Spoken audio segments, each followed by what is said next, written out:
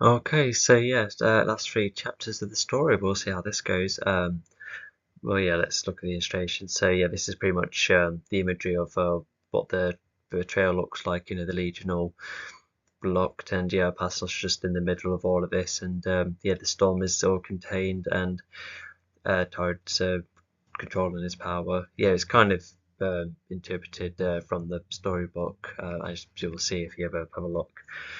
Um, okay, and yeah, not to mention, I feel like yeah, we'll talk a bit about yeah, so Zami's on this planet being like, oh, this was my planet all along, and what he takes from this is that he becomes further independent because he's like the only one of his kind, which could be something, but I don't know. That feels like an arbitrary way to connect Zami to the theme and the way of his art goes. Like, I feel like like Pod and the Morphils and Nicole wanted to add more Legion members. Maybe Zami too could have had his own personal goal of being like, oh, really want to visit my planet someday, see if my race is made there, and then to see that's not the case, which it could be explored. However, he would feel quite disappointed about that, and it could have been like a massive grudge he would have against Signfall later on. But I'm not gonna lie, he doesn't feel as much as a main character. Kind of secondary. I just feel like Pod and even a Pasnos has a bit more of a lead, even the Cole too. So bit of a shame that, but at least he does change significantly. So yeah, just yet another thing to expand upon. If that ever was the case, yeah, the idea of Sam feeling bad about being the last of his kind. Because yeah, there's that, and then there's Arvin, and yeah, McHugh could have explored about that, and maybe he feels probably the opposite way. He's kind of glad he's the only one, which could have been like a positive effect towards Zami, to help vary the dynamic. But even then, right, so let's just get on, shall we? Tilda Chapter 44, At Storm's Planet. The Legion has made it to the planet, which was storing the storm, a world which is so deep, you could fall off the edge and appear on the other side of the world. Yeah, so I'm not as keen as on this planet compared to the past, because I remember trying to create a more abstract world, totally abstract and artificial. And as mentioned, yeah, it's like if you ever fall off on a land, like on top of the Arctic, and then if you ever fall, you end up in the Antarctic with many other platforms along the way. Yeah, I was gonna go for that kind of planet this planet design, which is it's um it's cool at first, but I don't know, it just feels a bit artificial because especially when other planets have been like, sure, some have been built, but yeah, there is like like the vegetation being around and that it feels like more handmade and just more suitable with the rest compared to this planet. And it could be like the embodiment of like Storm, taking a planet almost as if you're trying to build within Jupiter. But yeah, looking back, I'm not too keen on this side. Yeah, this planet concept anymore, which is a bit of a shame. And not to mention, so oh yeah, it is explained how the storm managed to fit in there. But what's also weird as well is that do you remember how Apasnos managed to? No, sorry, how Azona managed to just form a storm towards the base. Like I know you had to charge it up somewhat for more to do it on a galactic scale, but I feel like could he have not charged it in his own planet instead of using this world? I feel like it would have made the story a lot more brief. Have the portrayal on their planet Hamota, and once the backstabbing starts coming about, they can start fighting immediately then. But I just feel like this is a bit longer in order to add a bit more of a structure because it's pretty much the low point before the climax. So, but structure is important after all because it just helps you know where you are in the story. So, yeah, because for early readers they could be like, wait, hang on, so this could be like the midpoint, but Slivrock's gone, so what's going on? So, um, yeah, um, so yeah, that's it. Tilda Chapter 44, At Storm's Planet. The Legion Why has is made why it is it to the planet, restarted? which was storing the storm, a world which is so deep, you could fall off the edge and Also, how did Poirot know about this planet in the first place, and how would you know that works? Like, did his power really need a container? Did it even need charging up? Because, well, no, just use more extra concentration to form storm that way, and then the concentration. And yeah, how long was this span charging up to? Oh, I'm a bit lost. Appear on the other side of the world, full of chunks of artificial land, swirly roads, and clouds thundering with lightning. After a good look around, after seeing a massive energy It sounds like quite a dangerous planet. I'm surprised they haven't gone out in spacesuits and extra protection. container, it turns out to be a cube storm which is charging up. Once it's released, it is enough to go all around the universe. What? Must be a massive container. Because, yeah, there's like a world building thing where apparently that's what Zemi's race used to use to store energy that way, which is be once kind of cool idea, but I'm not too keen on it because I'm even trying to figure out if I would like Zemi to be either a hybrid or maybe have others around. There could be like residents, but help charge their power that way or help provide power to others. That could be something. And make them the only ones with the lightning ability. That could work. Yeah, something like that. And what else? After a good look around, after seeing massive energy container. Oh yeah, what I also really like about this scene is that when they see it being a cube storm, they actually thought that Torrid could be alive, and so they could be fighting against him, which is it's like a very swift idea and potentially swift build up until the backstabbing happens, but. Yeah, just imagine that because because I guess Torrid wasn't confirmed whether he went or not. That could have been like another bit of fake news to be spread around. Was he dead or not? But anyway. What makes this worrying is that if there were no other Graditis other than Amiku, this means that Torrid could be alive and around this planet. This is no doing from Slitherarch, as the Legion. So yeah, not only was this like a really interesting thought that turned out not to be true, but even finding out that Slitherarch wasn't behind this, because while Slitherarch was still a nuisance, he wasn't involved in this, which yeah, once again, it's just really adding to the twists and turns. Was told that Slitherarch was to charge up something which would attack multiple planets once released. Nicole yeah, that was simply a fib from Torrid to the Legion. So yeah. Tells everyone to prepare themselves, but it turns out Amiku is Torrid the whole time, wanting to. Dun, dun, dun. Yeah, it's it sounds like a bit of a shock video. I quite like it because even the you can like the speed of the writing matches with the thought process being like, well, hang on, no, this is not Slitherarch's doing. Torrid could be on this planet. Like prepare yourselves. Because yeah, I think Nicole's just like just get your weapons ready. If the storm is just like around here, then it could be like nearby. But yeah, Torrid is yeah. All right, so I think this is the stage where we're going to get a massive exposition. Just load of information. About yeah, right. So what is Torrid truly all about? Prove that this alien mixing team is just as faulty as the one created 100 years ago by Zemian. He was never keen. Okay, so that is a motivation and a goal. So is he? So it's his own personal reason for getting rid of the Legion. So he doesn't like the mixture. Okay. I guess that's where I guess it goes back to just only wanting passing off to himself. He didn't like the mixing then, and worried about Zemi being too good with the cubes and how you might find a bit off-putting for Pod to join the Legion. Well, those could be some reasons. And whilst it is like neat to have a character who is trying to stop the whole alien mixing team happening in the very first place. Well, Retron's already kind of like that, but no, he's just not into aliens, like period. But yeah, with Torrid, yeah, I would have just really liked to see what this perspective is like. But not to mention, if this is already like one clear motivation, then why disrupt? Why risk the universe? Why not just battle the Legion straight on? And it also just feels kind of arbitrary. If you try and experiment on an element, like sure, I could do some elemental damage like towards the planet, but throughout the galaxy, it doesn't really match with anything else. All of this seems a bit like I said, a bit arbitrary. On this alien mixing, it has only led to conflicts that have made him uneasy for years.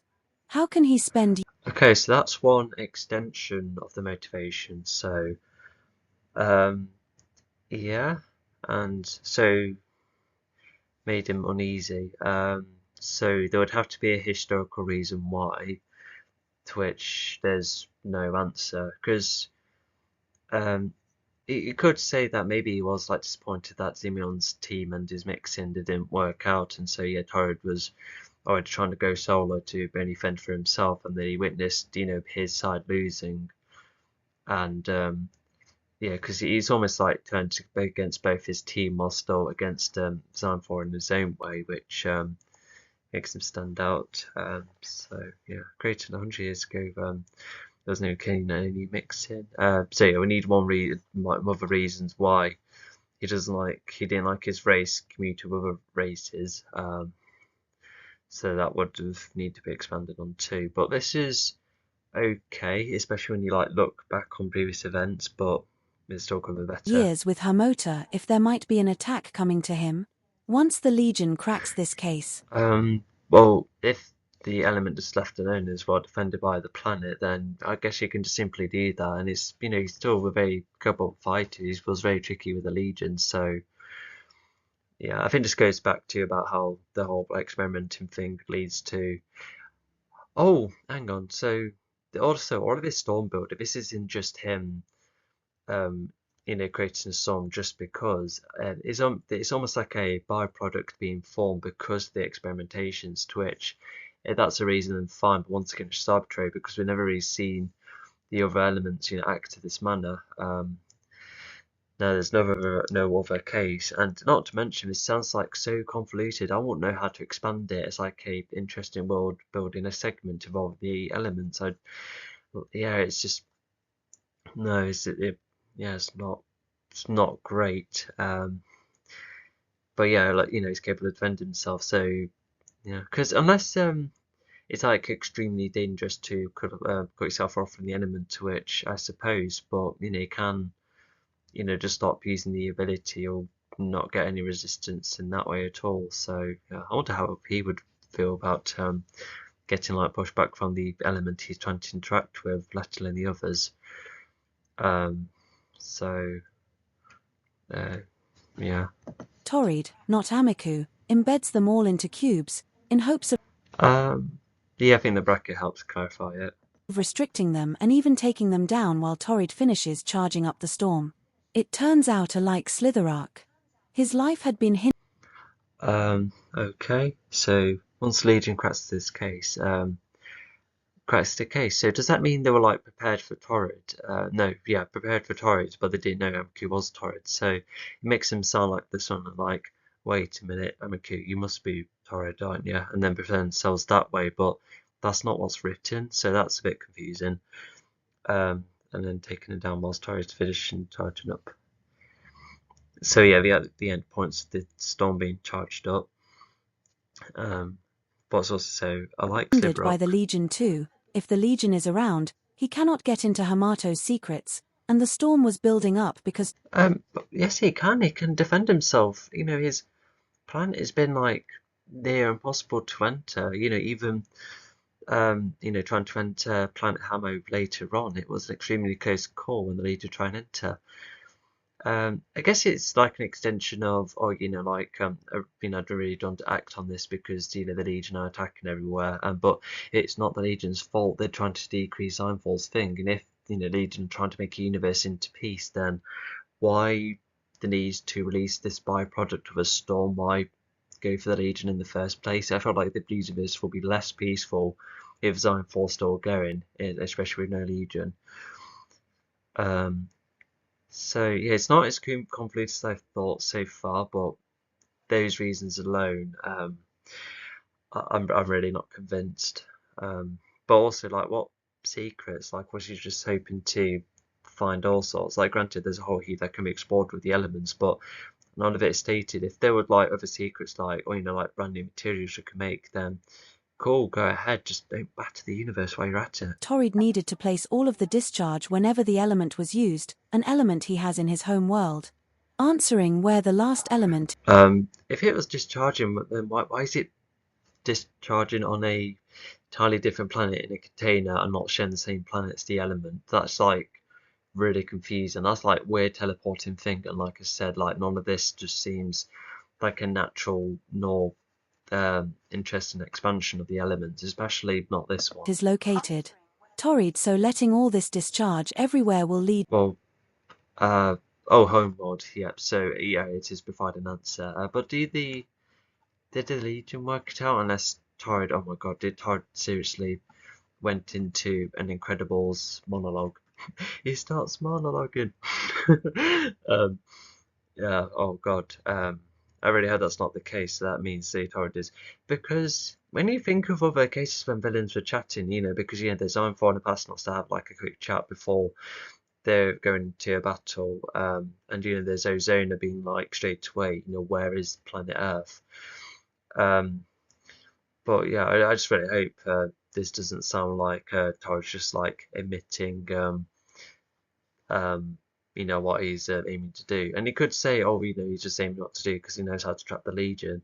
True, even if getting, Zemi making those ships and having them all out is a slim chance of success, not to mention Planet Hamo being quite well defended, well, it's still a chance which he needs to diminish. Well, you've got the Legion trapped, maybe chuck them in the discharge or something. So yeah. So anyway, we know where all 4 elements are. That's good at least. But what about the rest? to an era of peace, but at the cost of suffering. Torrid is also able to protect his Well, that's like too peaceful, and it sounds like he's just releasing it everywhere. There's nearly hurting everyone because he wants to home in element secrets. But also, Torrid sounds over dramatic if he thinks the Legion have like what ruined his life or whatever. Like Sivrock, actually, like even if there was bits of Sivrock that needed clarifying, at least you can see why he would have like a massive grudge against the Legion. We were building up like a type of rivalry. But with Torrid, what has the Legion done to him so personally? It's yeah. planet, but he is still insecure. Not to mention the many times races have passed his defenses and nearly Insecure. I guess that is backed up by a couple of past events, but is he insecure about his defenses? But he seems like a really good fighter. He's scheming almost. He's really powerful. It's maybe he is like insecure in a into like a significant level, but there would have to be something to back it up. And it's not bad, but too bad of an idea to have your villains insecure about something, but it would have to be interesting at a point where you don't want to make your villains like seem weak whenever they encounter their weaknesses. So yeah, Torador seems just like a bit childish from time to time actually. hurt him despite his armor, but his getting hit stops his tracks towards the element's secrets. So during the last 100 years, so there has been some managing to go through his planet. Okay, well, if the defenses are not good enough to go through, then add to the defenses completely. I don't know, put a sheet of metal like all around your planet, and because you can generate any material really, can't you? And hell, make the most powerful glass ever if you still want some ways to go through. Assuming this does have like a sun and moon cycle, and he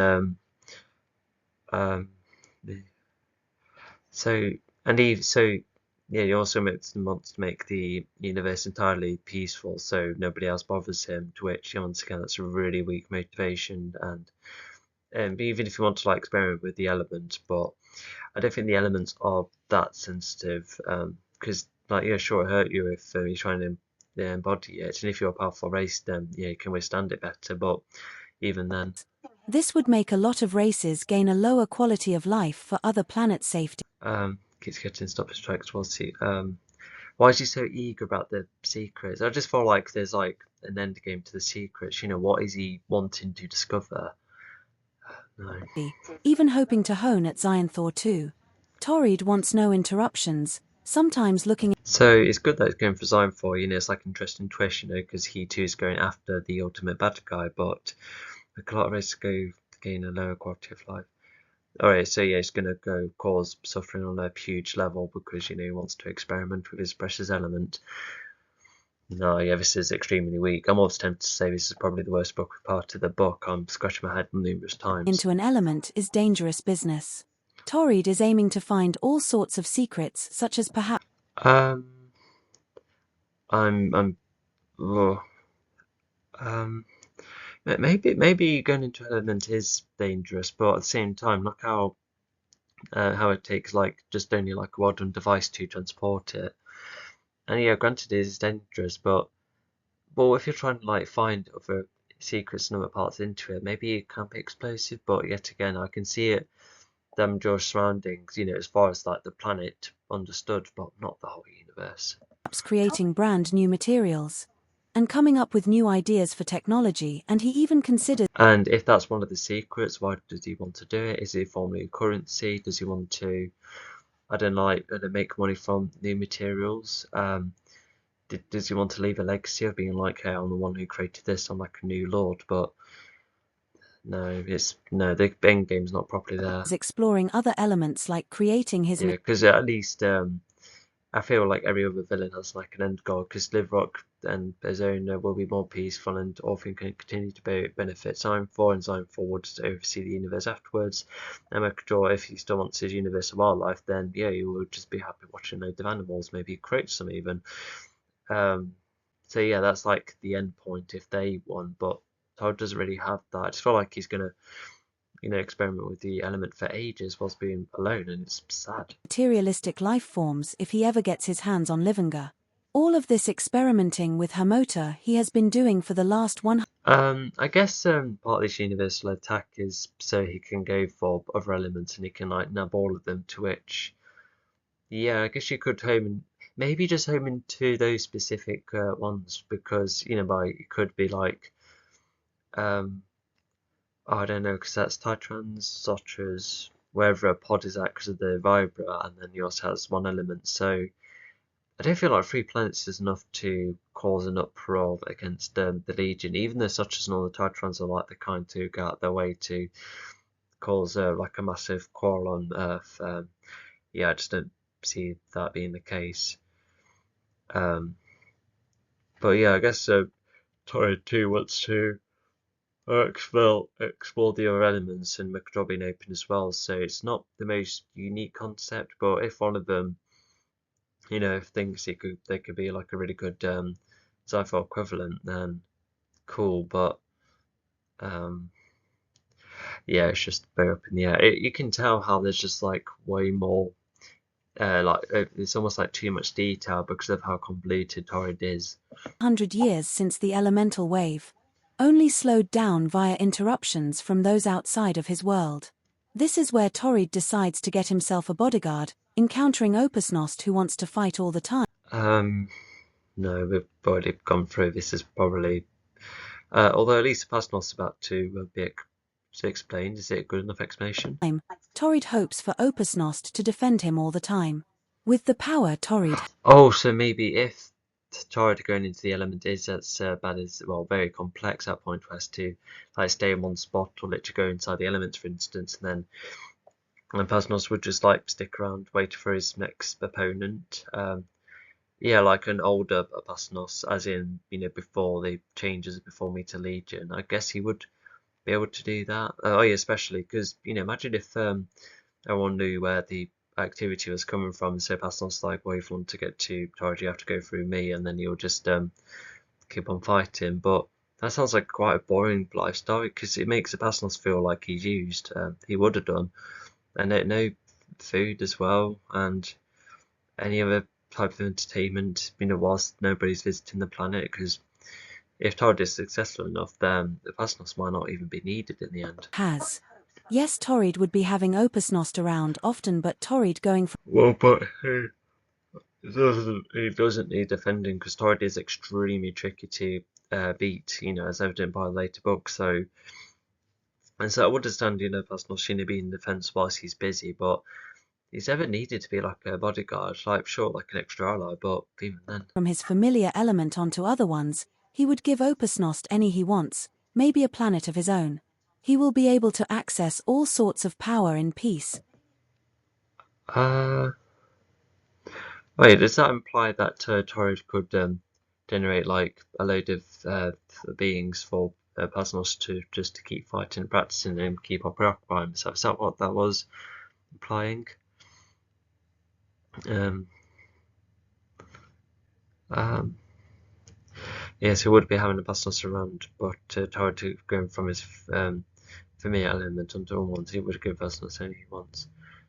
Oh, any element but Pasnos wants? But he can't absorb any. And it's not like the life force would just like give you as many living beings as you like, because that'd be like really hard to uh, yeah, Ashnos is not that powerful to interact with an element. Torrid can somewhat see why if it's extremely hard, but no, I'm getting a bit lost again. Treating the universe as his playground. He has never made good connections. Oh, a planet of his own. Okay, so it's like, well, Pasnos like was it like a planet full of combat? You will be able to access all sort of power in peace, treating the universe as his playground. Yeah, well, if you only need the elements, then you could just stay on Hammer anyway, and only travel to get the other elements. Um, so yeah, you'll be able to access all sorts of power. Um, treat the universe as his playground. Does that mean Torrid wants to mess about with Earth as well? You know, like a godly entity, and does Pasnos too as well? I'm really lost here. Making him want his own company, making him more concentrated. This sudden cube clobbering all around the Legion while Amiku reveals his true nature shock. Yeah, what else made him like more isolated? You know, would have really like, you know, more of an answer, you know, probably an outcast in both his race and the whole of Zimion's team. Like, did Zimion or Dion even try and go and see him, see what he was like? Yeah, that's missing. More concentrated. Yeah, I guess more time to, I think, can experiment with other ideas. I reckon he must have experimented with his own power from time to time, surely. The Legion, meaning that Xionthor was not responsible for the storm, only for letting Slitherark loose. What's also interesting Um, oh yeah, for a second I thought he was monologuing, but no. So I think all of that explanation is the reader being clarified. I don't think Todd's monologuing because he's, if anything, he's like, you know, yes, I'm Todd rolling along, or Pascal, you want to come with me? But you don't. Okay, fair enough. I'm just going to leave the planet. I think that's what happens. is that the planet turns out to be Zamis, all bear, and he only just about recognizes that the planet is not Um, what was that? letting Slitherark loose. What? Through nature shots leading me, that Xantho was not responsible for the storm, only for letting. Oh yeah, of course. Yeah, that is true. The Legion, meaning that Xionthor was not responsible for the storm, only for letting Slitherark loose. Is that the planet turns out to be Zamis, all bear, and he only just about recognizes that the planet is not as nice looking as it used to be. Zamis race would most likely be seen as a threat to Xionthor. I thought Zami like evacuated from his planet when he was very young. But was it like a Megawire situation where he was transported when he was little, or when he was like a bit of an older kid? I'm not sure. Because how would he be smart enough to disguise himself as a human as well? That I'm a bit confused too. Um, and yeah, even this whole thing about Zami's like kind of brushed off by being like, oh yeah, this was Zami's planet all along, but it's not treated with as much weight. And uh, yeah, and it is a good guess that Yazanfor would have gone for it. Well, his goons anyway, whoever was more responsible. Imagine if that was like Sivrock's doing. Now that could have been like a really good twist, you know, that Sivrock was responsible for this attack. Although that would have meant Sivrock being more of a. I guess what could have happened is that Mechador, well, yeah, Nicole has Retron as the antagonist, and so it could have been timed with Zami and tied with Pod, but then everyone has a personal vendetta against Ironfor at the end of the day. So, well, that wouldn't be Retron have to be more tied and relevant um, with Ironfor, which is not the case because once again Retron doesn't like aliens whatsoever. And I'm just going to go back a bit just in case.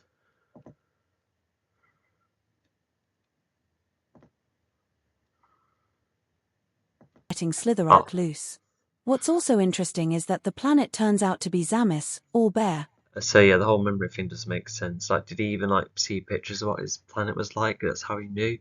What did the others think about it? Being like, oh, it is. This is your planet. And once again, it's just kind of brushed off. Like, this could just been yet another planet. One that's been attacked, and there's nothing different. And he only just about recognizes that the planet is not as nice looking as it used to be. Zamis race would most likely be seen as a threat to Xionthor.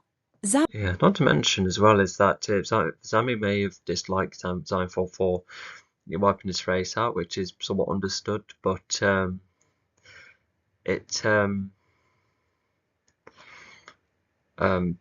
but yeah, just once again, it's just hardly brought up, with Zami, feeling like he's lost the rest of his race and how he felt like an outcast. It's not, it's not a primary part of Zami's character when it should have been, really, because especially if Zami passive against Zone 4 as well. Zami only left Earth before he was 10 years old. Meaning. Okay, so that's enough to go with some thoughts, but even then, some of the points I said still apply. They might have died too, and those on Earth thought he was a human considering he didn't unlock his lightning until much later, which is normal for his race. And okay, that's something. So they just thought he was like some human with grey skin. When did he unlock his lightning? If it did come later, how did he control himself? How did he know if he can connect to gadgets? Was he allowed to go on to gadget courses? How did he get his job at the base? This is like really bad stuff. This is no, because like whilst it needs to be more thorough of how these aliens can adapt to Earth, especially when Pod first came about, for instance. But it will definitely be a lot more interested than this. Meaning that. So yeah, it just makes you wonder. When did he unlock his lightning? Was it a couple of years later? Why did he? It could have gone into outburst and upset multiple people that were antagonizing him. He was lucky enough to behave well enough to not do that. So, the storm is released to the galaxy. Especially with no parental figures whatsoever. Maybe he had good parents that taught him morals, despite the dangers of Earth, but even then. And even Torrid charges another attack that aims to bomb the Legion like a collection of airstrikes. These airstrikes. I thought he carried over, redirected some of the storm towards the Legion, but no, maybe he did summon loads of cubes in the sky and caused a meteorite shower almost, and yeah, the storm's been released everywhere. I'm surprised he didn't summon the Legion in the storm first and then off he went, but maybe the container was that really full at a point where it just had to burst upwards. Well, could have burst backwards all over, but yeah, no. Are to get the Legion either dead or injured. Torrid only wants to get going, and certainly destroying the vehicles. Yeah, this is another weird trope where even if there's an attempt to fight the Legion, but the villains should end the lives properly, so they don't get rid of them at all.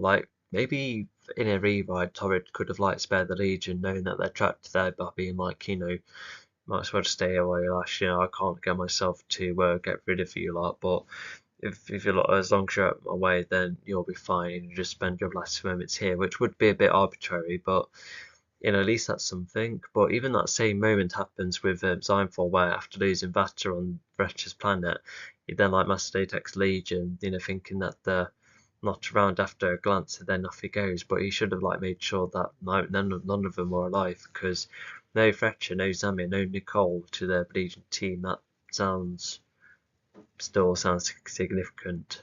Will keep the Legion on the planet, or as he may have thought. Thanks to Pod's concentration. Yeah, and I don't know, because if Zami was able to create a mini automaton, then he must have thought, oh gosh, he could like duplicate this, so he must have really undermined the Legion. It seemed fine at first glance, but maybe Zami creating that additional mini craft contradicted that. But I like the little craft, so I would have gone for that and rewrote this section. And yeah, because even both Signfall and Torrid, they weren't in a rush to to leave either. So, well, maybe Torrid had more of an excuse with the storm coming about and he needed to keep tabs on it, but even then. A shard of ice hits Torrid, and because Torrid has a very hard body, the shard doesn't hurt him, but it is enough to lose his concentration. So everyone is set. Oh yeah, so I guess that's where Torrid loses grip. So yeah, if the Legion had been like gripped up? No, they're just like trying to buy cubes all this time, then yeah, Pod manages to summon Frother in there again, and then do it that way. So yeah, it could have been a tad clearer, but at least that's something. Free. With the storm now ready, Torrid is going to use it to enable himself to escape while providing one chance to try and kill the Legion. Like some races, they are better on their turf. Yeah, maybe it was like in a bit of a rush because he probably thought Leader could survive it, but then he could have checked anyway. Maybe it could have been written that the storm needed to be kept tabs on, for instance, otherwise it could have gone to attack his world instead, which he definitely would have wanted. Whether it's familiarity or a boost of power, and it is both with Torrid. He will go to the home world of the grid. Oh yes, he is going back to his own home world, which I don't really quite understand why. I get what I'm trying to go for, because sometimes powers work in better environments, but a boost of power as well. Because throughout this thing, it's the Legion being able to use their abilities with a whole different collection of environments. But I wonder what else made him out, that more connected to Torrid at a point where he's at his best on this planet, because he just feels like he's just able to use his power. Like it's such an interesting environment, but what did the environment do for him? I think that's like a cool reboot idea. Just which type of land or turf do the Legion work well with? It kind of reminds me of Skylanders, where not only was there recommendations from time to time about, use this character from this element, or you can only pass this door once you have this element, and then you can see how well their abilities work with what they need to do, where it's going through fire or needing to swim in water. And Torrid tries to form a craft of his own using his material generating power. With the storm released, the Legion... I assume it's not the same design as the 100 years ago, unless it's like another design, I'm not sure, but I guess this is explaining how he's leaving, and just leaving the Legion with a load of cubes. Tries and slow down Torrid, but the incoming storm is making them have to go to cover. Not to mention this storm is all being... So Torrid did use the storm to direct into the Legion. Also, the airstrike you said earlier, is that yet to come, or did that go because of that shard from Pod earlier? He didn't try to say, but yeah. And the Legion at least managed to defend themselves well. Controlled by Torrid, he knows how to control it to target multiple planets, and he is using some of the cubes to target the Legion. I guess that's some explanation, but I still don't like this whole plan. They all use their projectiles, unable to get close to Torrid. However, Torrid gives Opusnost an easy path to... So they're still trying to go for him, but if he's invincible enough to take a shot from Pod, then because other than the flashback, that's the closest we got. We've never really seen Gradity's been hit, so I guess it creates the question, how they respond. How do they respond to pain? Are they tough? And it turns out they are. They probably have the second thinnest skin after Signfall, or the Narabas anyway. So Legion try to go for Torrid, and it's doing nothing. To him, seeing if Opusnost wants to join Torrid. Confused, Opusnost asks why to do all... So I think Pastel's on the other side of the storm, and thanks to early scenes, Pastel's like, no, I would rather go for the Legion, because he talks about how he felt a bit betrayed, to be used, because I think Pastel felt like he was one being defended, but all this time it's Torrid being like, no, you're going to be my defender. So I can see how all of that confusion could really bother Torrid and bother the Pasnos, and why he would also refuse. All of this, and that they were both mates and possibly joining the Legion, Torrid was putting on a massive act, but he offers to make Yeah, I can see how I would infer that, but Torrid had bigger reasons. By the way, I don't think I'll be using the name Amiku anymore, not with this reveal. Opusnost more intimidating to others.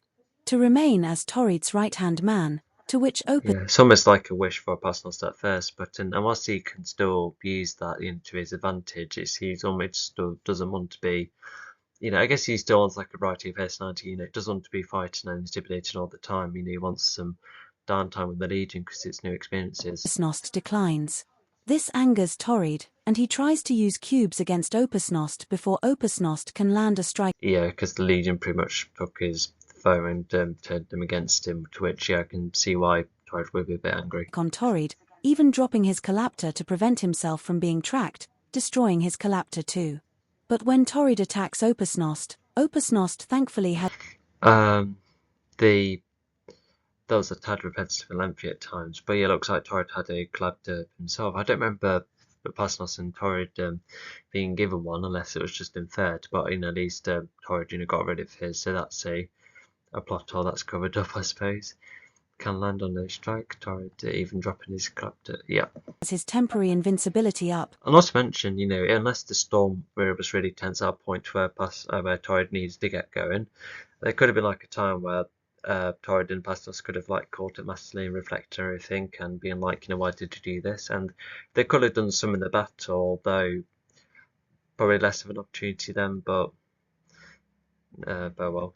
Being pushed not hurt, and Pod gets hold of Opusnost while defending himself and yeah, thankfully that ability is really flexible at a point where you could switch it on and yeah, he'll get pushed back, but no significant damage towards him. Opusnost with a chunk of ice from the cube's attack. Nicole also defends herself and Arvin using the riot shield while I feel like Pasnos could have maintained his temporary invincibility, but I think Pod can replenish the ice he's put in front of him, which is interpreted from the storybook. Also trying to fire their projectiles at Torrid. Even Pod tries to use his ice shield and produce fire from it, but Torrid mainly okay, that's how Arvin's defended, and yeah, if Nicole could take projectiles from a tank, then looks like she can take that too, so this weird ridiculous roar is continuing and she's trying to fire back, so that's good. Because it does Pod try and fire back too? Yeah, to use the shield to produce fire. Yeah, that fire comes from the ice. His cube, and then yeah, Torrid's using his cubes to defend himself. But I think they reckon that the storm is probably still going against him, and then he'll be leaving shortly. he uses his cubes to defend himself from those attacks.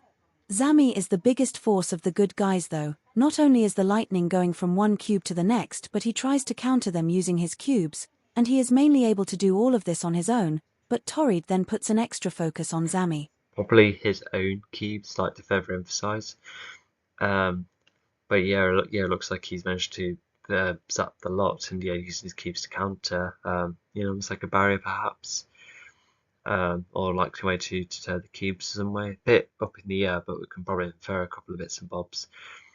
Then Torrid puts extra focus on Zami. Oh, what's he going to do?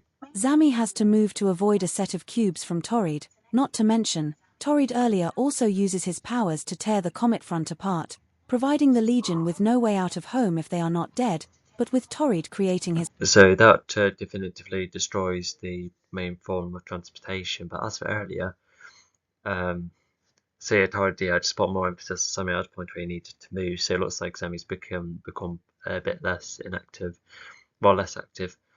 Torrid not only mentioned Torrid to use his powers to tear, yeah. Craft. A craft which is mainly made up of cubes, but he also creates... Out of home? No. Make the way home, like no way home. No, that's literal in literal word writing kind of sense. No, that doesn't make sense. Yeah, we know about Torrid creating the craft. It's his spacesuit to counter the effects of space. So he leaves while delivering the final blow towards the Legion, A wave of cubes. Fair enough. It just sounds a bit daft though. That has like a bit of a it's just something about that idea which I'm not too keen on because he has the craft and they mix space seed on top of it to counter space, but something about that I don't really find like too inspiring. It's weird.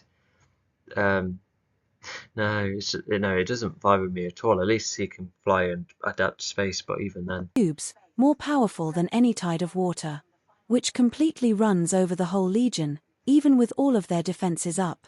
With could that be uh, the airstrike which he has been building up there? Yeah, I think he must have been using his mind to build the cubes up that way, outside of the planet. Um, but yeah, let's see what this ability does. Although actually, before, did you remember in my first ever animation where there was that wave of cubes? Is that what's going to happen unless that was kind of done earlier with the storm? Yeah, but yeah, I think that's what some of the inspiration comes from. The use of cubes and that. Sammy creating his defense consisting of a ball of cubes around him to counter the incoming tide, a tide which ends this battle. Back to the fight between Diane and Xyanthor. Bit of a yeah, it's a bit of a chunkier sentence about now, but at least that's like one way for Zemi to counter it. But he should be careful because if he falls down, then he'll be landed on somewhere, because it's like the deepest planet ever. Diane starts to see what the Legion is going through. Something else I thought about is that if you jump from the top of the planet and then go all the way down, like even like through the planet's core, then does that mean you like shoot back up or something? That would have to be the only reason, because can't like that's like jumping off Antarctic land to then move up to the sky that way, yeah, because that's not how planets work. He calls it quits with Xyanthor and aims to leave the deep. Okay, yeah, the others are well defended enough, or probably a bit knocked over, but Zemi has had this way. Okay. Anyway, Dion and Xyanthor, how they doing? Fortress, leaving Xyanthor bruised and wondering what to do next. The fight. No, it should have been calling quits and then sensing the danger. So, but that's not really lucky. It's made it through bunch space. So, I think that is a contradiction. It is near the end, and even Mollug is about to enter the Deepar Fortress after his little trip to try and find clues of the elements, while also keeping track of the number of allies around, which is getting smaller and smaller.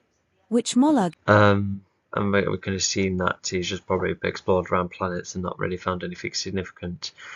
The fight is near the end, and Mollug is about to enter the Deep Fortress. Where was Mollug all this time? Oh, no, he's been out of that. Okay, so he's come at a lucky time. Otherwise, Dion might have lost his flight if he was shot in the back by some energy. Anyway, is not only sad about, but he knows this will also upset Xyanthor. Even Mollug starts. Which we already kind of knew. But if Xyanthor was bruised as well, I think it's going to show that he's definitely not as powerful as the elements, but still tricky. To hear noises from within the meeting room, making him run to where it is at. When intruders enter the base or cases when Xyanthor's allies can sometimes fight each other, they never get as destructive as. But what was that? Mollug is about to enter the Deepar Fortress after his little trip to try and find clues of the elements, while also keeping track of the number of allies around, which is getting smaller and smaller. Which Mollug is not only sad about, but he knows this will also upset Xyanthor. Okay, is this Xyanthor about to be updated that he's literally running out? But would he find out anyway because of the communication spell? Try and call all sorts of individuals. But at least Mollug will keep track on the list, and also noises in the meeting room. Also, yeah, not to mention, even after Mollug passes information, I don't think Xyanthor's the stereotypical hero where he goes beat him up because he's angry. But he has enough respect for Mollug not to do that, I reckon. But still frustrated that nothing's going his way. And I've already mentioned about how both the Legion and Xyanthor, they are in a low point together, which is quite interesting because you would normally think that the low point is only there because the villains are in a very high position, but even then. Even Mollug starts to hear noises from within the meeting room, making him run to where it is at. When intruders what's going on? Enter the base or cases when Xyanthor's allies can sometimes fight each other, they never get as destructive as this. crumbling some parts inside the fortress. Dian sadly is losing the fight. He can fly, but he is running low on weapon choices. Did I just do the same thing again where Don leaves, but this is what was happening earlier? Um, who was the other intruders? Why is it called the base? So Zanfor's allies are attacking each other. So Ikram, Estradun, B, and Ravikon, they're all fighting each other, arguing in the meeting room. Okay, well, when did they get back? Why didn't they hear Dion with all of this? Why didn't they come to them sooner if they were all there? Were they that deep in an argument? I doubt it. Fight each other, they never got destructive as this. So I guess more destructive means, they're more on edge and more angry, but even then, and it looks like the Forge is getting kind of wrecked as well. Running low weapon choices, you must be hit by Dion by Zone 4 loads of times. The castle falling apart is like kind of reminiscent of the low point and the destruction later on. And he is starting to get cracks and dents in many areas of his body. Xionthor is simply too much for Dian if fighting Xionthor alone. No wonder yeah, absolutely. I guess it's like worth to try, but yeah, like I said, it's worth a try. Xionthor has never lost a fight. With Dian nearly losing the fight, he decides to leave the Deepar fortress. So that line is, I don't. Did it say that Dion was thinking of leaving, but then he decides to? Like, I hope that was the case, because I felt like I just repeated it twice needlessly. And Mollog sees Xionthor being beaten and Dian leaving.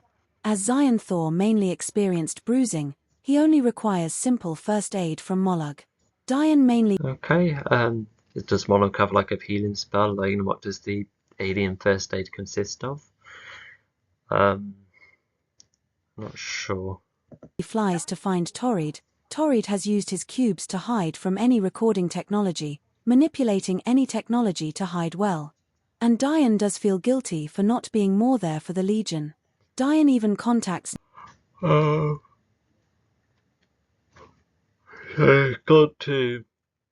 we already know about Pod Hindran and CCT, etc. And Dion's going to find him, and he's also sad for Legion. How would he know where to go? Did he manage to follow Torrid? Did the Legion send a coordinate from the Green 8 planet to be like, that's planet Hamo? Would that be like the first ever source in ages to reveal where Hamo actually is? For an introduction scene where they were given, essentially a universal GPS, they didn't use it very much at all. And I like this point where Zone 4, Dion is like, if I stayed with the Legion, then Torrid could have been down immediately as he was stabbed by backstabbing.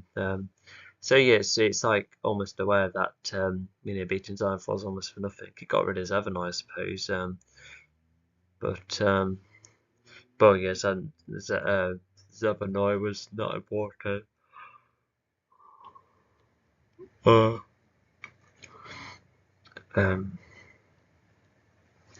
Anyway. Nicole to make sure everyone is okay, and it turns out they all...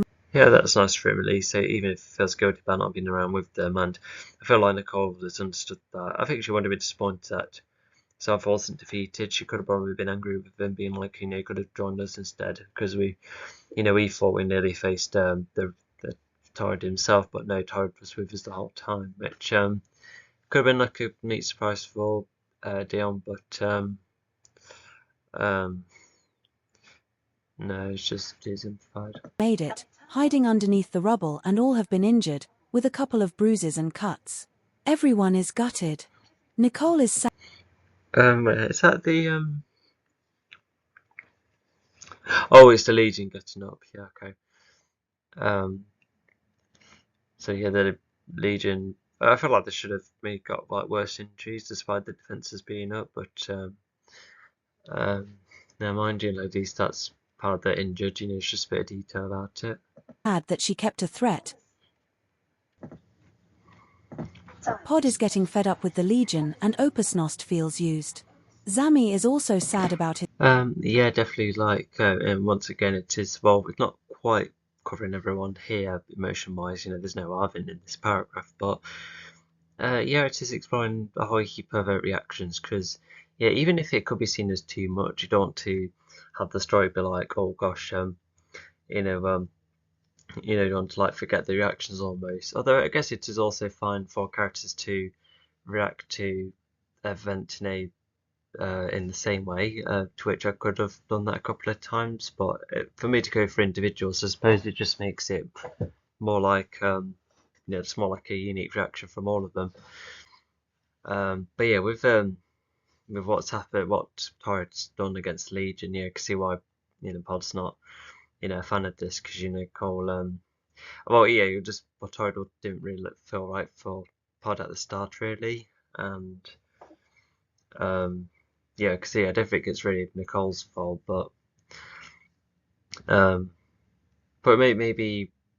Oh, I don't know. He's the oldest. Could he not like see through it? It would have been better if he was like, I'm not sure about Tori, something's not right, and then Nicole could be like, no, we'll be fine. But if yeah, something like that happened, then I think that would justify that reaction. And yeah, Nicole to have this happen twice is probably the first time, which is rough. And then yeah, Parsons' reaction makes sense. Something being said about his planet, it's not explored, so no. But let's get going. His planet, but he sees it as an opportunity to see that he does need to be more independent, seeing that he is the last of his kind.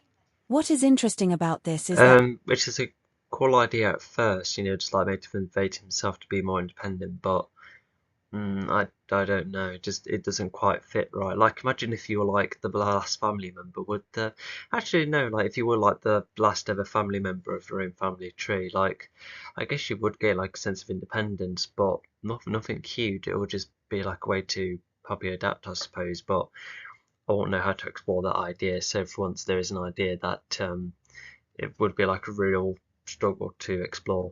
Torrid is an evil of his own, not connected to Xionthor. They even remember Um, that's no, that's overly stating it because we already know that Seinfeld's the target too. So no, we don't need this. in the tale that Torrid acted out of his intentions. Not everyone is influenced by Xionthor. Arvin, despite being bothered by this new Um, yeah, it's that line I kind of like because just go show that yeah, well, if anything, it's an apparent result of the Legion, which could mean that the Legion could be like a negative influence, but at the same time, Zine4 is like really wanted to change the universe. I guess there could be, for instance, even I know Garrett in the sequel is he was more in line with Zine4 somewhat. Was that the case in the comic? I'm not sure. I might have a look at the draft novel. I granted I'll never be public. Well, maybe I might do as like a draft, but yeah, I think it's an unspoken rule to never post a incomplete book because it could mislead people thinking, oh, it's quite exciting. What's the rest of it? And then it's like, oh, I could write its bullet points, to create like a draft idea. I mean, it will give you some idea, but yeah, but I'm not doing books anymore. I don't think. Um, anyway, remember, this is the it's only even remembered. Yeah, not because they even remember the tale that Torrid attacked down its own intentions. Yeah, own intentions in well, not only a couple of cases in present day, but in the flashback too. But that wasn't written at all because I was just implying about how Torrid was going solo. But no, the book didn't make that clear enough. Um, so not everyone being influenced by Xionthor. Yeah, it is kind of interesting to have their own forms of evil, but even then, oh no, Arvin is in the following paragraph. Okay. Arvin, despite being bothered by a new scenario, decides to step up.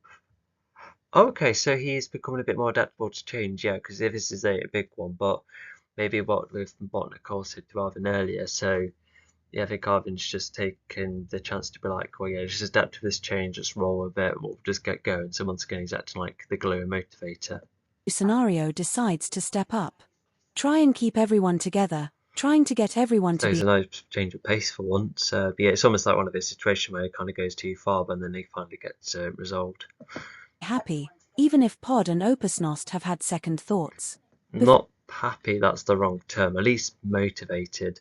It reminds me of when I used to have like bad days on special days like Christmas. People say, "Oh, you just put a smile on," but with me, I was just like, "Well, you know what? I would just rather sit peacefully and at least like intake the moment to watch around me. Like that's the best way to make out of a special day. Even if it's not going your way, it's yeah, good advice for you, any of you out there.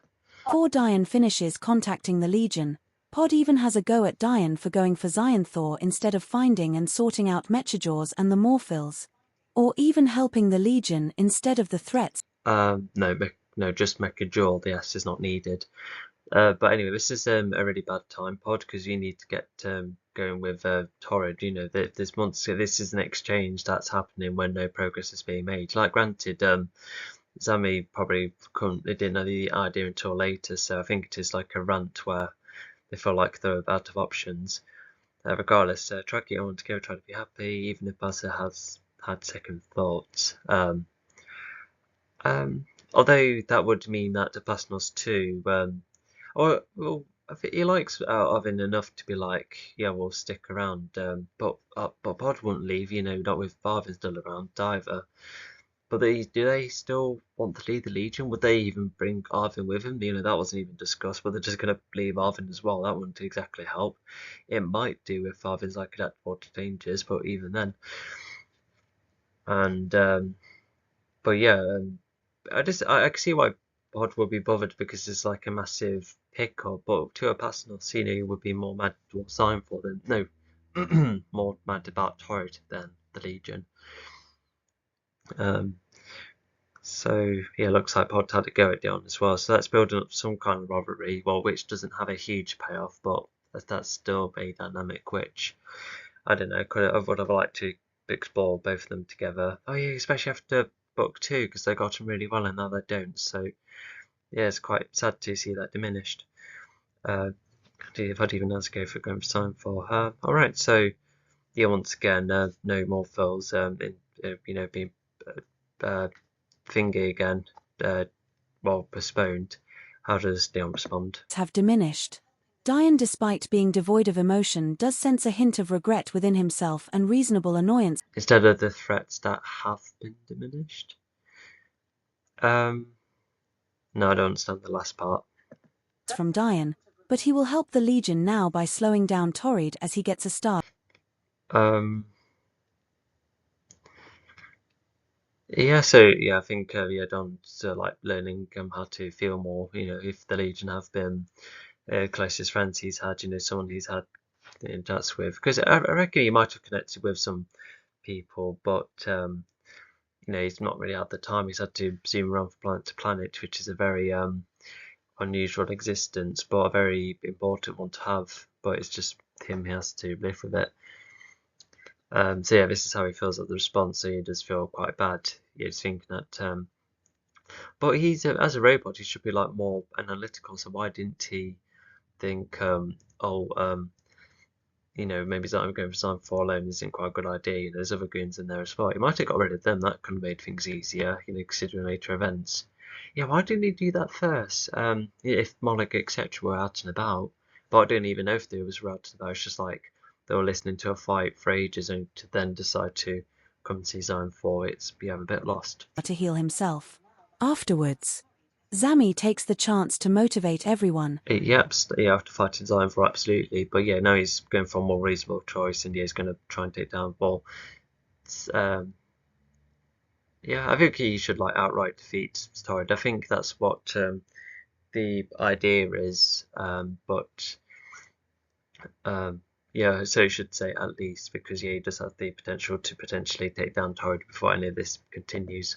The only way they can get off the planet is via ships, right? And so he thinks back to the Sochus advice. Zami generates 4 that's not a writing style that matches with the rest of the writing much. I know my writing is a bit mundane with these little bits of life in between, but there's some that work and some that don't. So, but I like this moment at least. Zami generating ships, and he's generating 2 more ships that you saw earlier, which is kind of neat. So, yeah, that must take a lot of concentration. But for Intel motivate him one as well. I guess it just goes to show that. Well, I think it will just motivate everyone lightly by being like, well, there is a way out at least. There you go. Ships. And they thought to create multiple ships to make it easier when flying through the galaxy of cubes that are now out and about.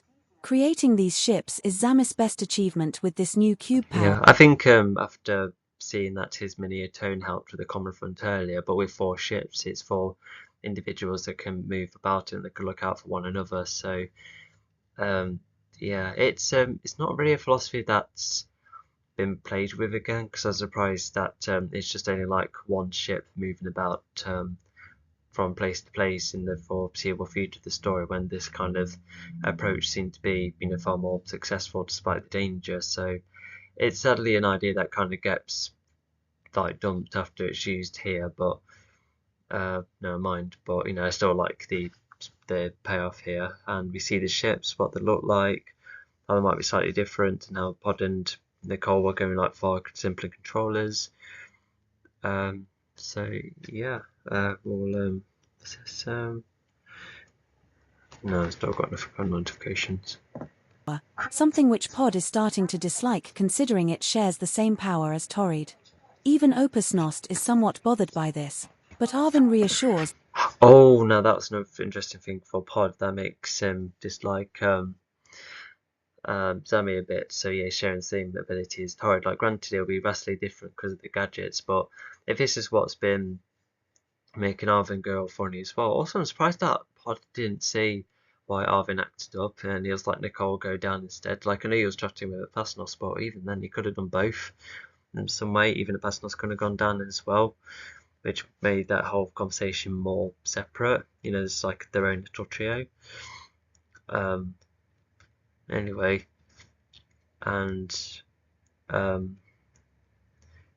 but so yeah, I think it would have been nice to expand more of why Zami is like a bit of a struggle in the eyes of Pod. Especially with the capabilities. He's going to be reminded that Torrid was the most responsible for the first like major lot of damage, plus the death of Arvin, and yeah, I can see that being tricky. But it would also mean someone would have to prove that he's nothing like Torrid to Pod, which is a thing that's been missed over the rest of the story. That not only does Zami have his spin of. Let me just take a step back too. And that's going to use the best Steven's new key power, yeah, which is cool. Yeah, Pod has to use the ship anyway to help each other out. But yeah, it is an impressive feat. Through the galaxy of cubes that are now out and about. Creating these ships is Zammis' best achievement with this new cube power, something which Pod is starting to dislike, considering it shares the same power as Torrid. Even Opus Nost is somewhat bothered by this, but Arvin reassures that not only does Zami have his spin of this power, but that the Legion also has have his own spin of this power. A minor advantage. So yeah, Pasnos has a similar reaction too, but yeah, I've been reassuring both for Pasnos and Pod about this. They must have been like, no, don't like this ability. Although it could be a bit childish to be like, they should be thankful that they got ships and another chance against Torrid. But yeah, could people be like, oh, that ability reminds me of Alpha. Although yeah, at the same time, I think the Legion would still be bothered if Zami was running on Nitrotech, for instance, when Dion said not to. So I feel like if that's a justified reaction, then I guess so is this. What if Zami ever had Nitro? Here's another what if scenario for you. Reassures that yeah. So Zami has his own spin of the power because it's blue cubes, and it's just mainly for his technology. He doesn't use cubes on a massive scale or in like basic ways like Torrid does. And yeah, if it's powerful, then the Legion do have an advantage. And yeah, now we're going on to what ships are made. Zami creates another awesome atone. A repaired comet front alongside their own monologue and starburst ring after looking back on their trip in Nahashtu. Yeah, this is when Nahashtu pays off a bit more here, which yeah, I quite like. Yeah, it's the ship designs looking back, especially with the storybook, I'm not as keen on, unfortunately, which is a bit of a shame, but at least it's like paid off in that. And yeah, the common front gets repaired rather than started from scratch, to which yeah, that's cool. Yeah, I guess it saves some time instead of having to make yet another comet front. Zami is to drive the awesome atone. Opus Nost has his comet front. We're going to see who's going to drive on which one. And then Pod and Nicole are given tips for when Pod drives the monologue and Nicole drives the starburst ring. And after some practice, yeah, Pod has the faster vehicle, then like fair enough, but Nicole has the one that's more defended, and yeah, the more shit that can be afford to bounce about. To which, yeah, I'm okay with them having either ship, and of course Zamir and Bastos can go for their ships. Yeah, I think Bastos still liked Zamir's ships. He was just dissing the team earlier. They get going, and even Arvin joins Pod 2.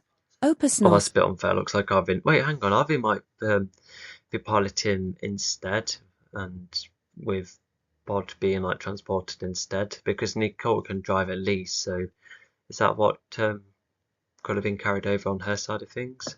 Is pleased with how better the Comet front is. Zami adores how similar Oh, his better. In what ways?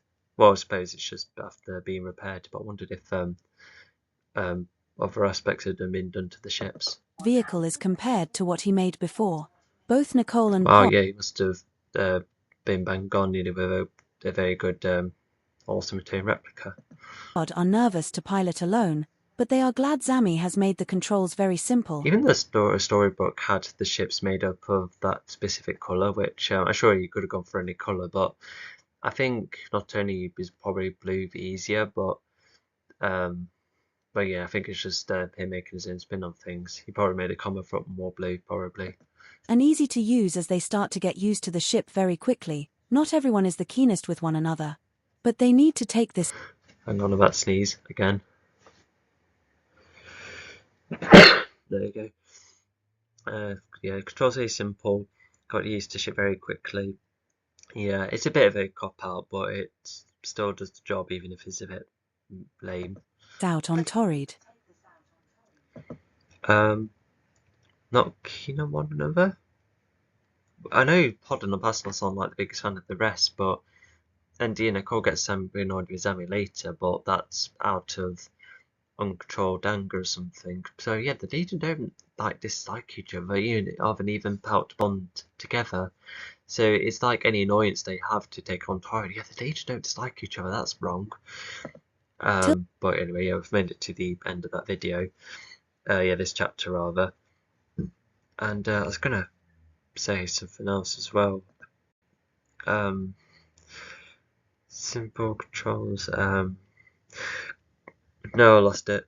Let's just go on to the next chapter.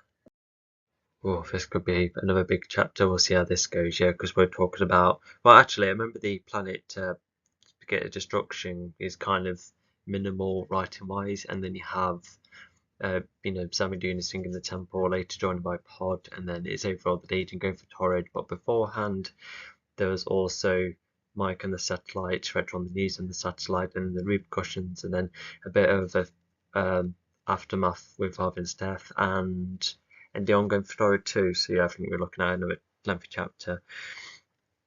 Anyway, yeah, I do like this scene. So you have Pod and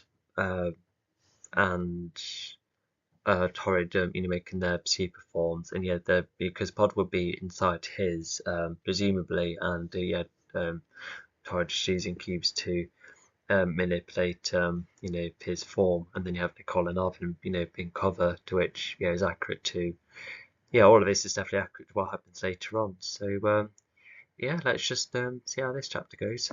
Tilda Chapter 45, The Cube Storm.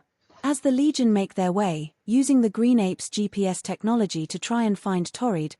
Try and find Torrid? I just feel like this should be, imagine if, I don't know, have, like, I know Arvin, yes, Arvin as the tech geek, he could be the one that had to figure out the technology, and even if some planets are like more hidden, he could at least like work it out, maybe. But he's not an astrologist, so I feel like the more tech side of things could be like, oh, I found these possible locations for the storm and then Hamo, unless they were just there. Maybe those kind of planets are more. Oh, I don't know. Maybe the GPS actually reveals what the planets are like, but are just a bit more, accessible thanks to technology, because there's a step above of casual scanning. Because if casual scanning is what's making these planets hidden, or what the planets are hiding from, then the GPS is, you could just spot any planet regardless. I feel like I should have clarified those things. And yeah, if Arvin was the one to use this device all this time, then yeah, it's like the last time he gets to be, enjoying a bit of technology, even if he's missing Sammy. But even then, it's just something else that he can do, whilst also paying off more of the introduction. Seeing that most of the activity that is controlling the storm is coming from Hamo, the homeworld of Hamota. So the GPS can track cubes then? I just feel like it will just specify the locations. Like, I know Google Maps is also capable of differentiating between roads and walking paths and when traffic is getting busy and labeling train routes, I suppose, but I don't know, you could just go so far with a GPS, and I just feel like I would treat it as just just a planet locator. Maybe it could also like showcase what energies activities happening all around. There would have to be a bit of a live feed though. Anyway, all of those planets got introduced to, they're about to get battered by blocks. Yeah, and not to mention, one thing I do like about this story, another thing is, like, so this is almost like the definitive world of the Earth element, and I think I already discussed, like Zami's world could be like more of the Forza's home, and Titran's home could be with Living God. Oh yeah, I think I already talked about this before, so yeah, it's just like a fun idea. So you have like a world very representative of each element. Seeing that most activity is that controlling storms come from Thamo. Yeah, that's where it's being controlled, and he's where Torrid's race used to live. Yeah, which I think is a bit repeated, but never mind. Where Torrid's race used to live before they went mostly extinct. Earth has been hit by a couple of cubes, nothing major, but it can get worse. A couple? I suppose it's like building up over time, but I suppose it's like the start. But I just felt like all of it would be plummeting at once. And not to mention, like, Mike's about to have a call with Nicole. Like, hey, Mike is doing some progress whilst on the call because he can't just have his phone call. He must, help the people and that. Because I don't think the human race has like defenses yet. But never mind. But anyway, Earth is already getting attacked, so the storm must be really quick. Is this storm light speed? Hamo is mainly jade green like the element itself, hard hilly ground, cubes embodied in the ground or floating in the air with very few buildings. So that's describing the planet, which is kind of unique, just like a cube themed world, which is kind of cool. Not the world made into blocks. The land is fairly natural, but there's just giant cubes everywhere. You'll see what I mean if you look at the storybook. Including the Hamota temple. Nicole does take the chance to call Mike, explaining everything. I just wonder what else there could be to this Hamota temple. Like what else would be inside other than just the elements being placed in there. And planning how to cope with the brand new situation. Mike is sorry that Hang on, let me just go back. Before accident. Earth has been hit by a couple of cubes, nothing major, but it can get worse. Hamo is mainly jade green like the element itself, hard hilly ground, cubes embodied in the ground or floating in the air with very few buildings including the Hamota temple. Nicole and what other buildings would there be? Does take the chance to call Mike, explaining everything and planning how to cope with the brand new situation. So Mike, we could presume is literally going to be updated everything. So that's a good inference, which we can definitely assume. And we can assume that she's calling as she's flying. So yeah, I would imagine you would have to call whilst driving. So I can see it being a multitasking that is possible, and that you would have to adjust with regardless. When you're in professional work. And so after hearing about this, Mike is somewhat forgiven by being like, oh, I'm sorry this has happened, but Mike reassures her, and it's not Nicole's fault. And fault despite Nicole explaining everything to Mike. Because if it's all Torrid's doing, what else could the Legion do? They're going to try and stop it anyway. But this is the conversation that Retron heard and is going to use against we use the satellites to then communicate to everyone on what the Legion did. Like, if granted, the all evidence side of things is missing, but it's just like his words plus the attack being, far more loose than it should be. Then you can see why some people are like, almost looking at the Legion after this. Mike is sorry that Torrid stabbed their backs, and Mike reassures that it wasn't Nicole's fault despite Nicole explaining everything to Mike. But as always, Mike's reassurance and positivity despite the facts often helps Nicole. Retron. Mark has been a good, yeah, like a very good supporter for Nicole.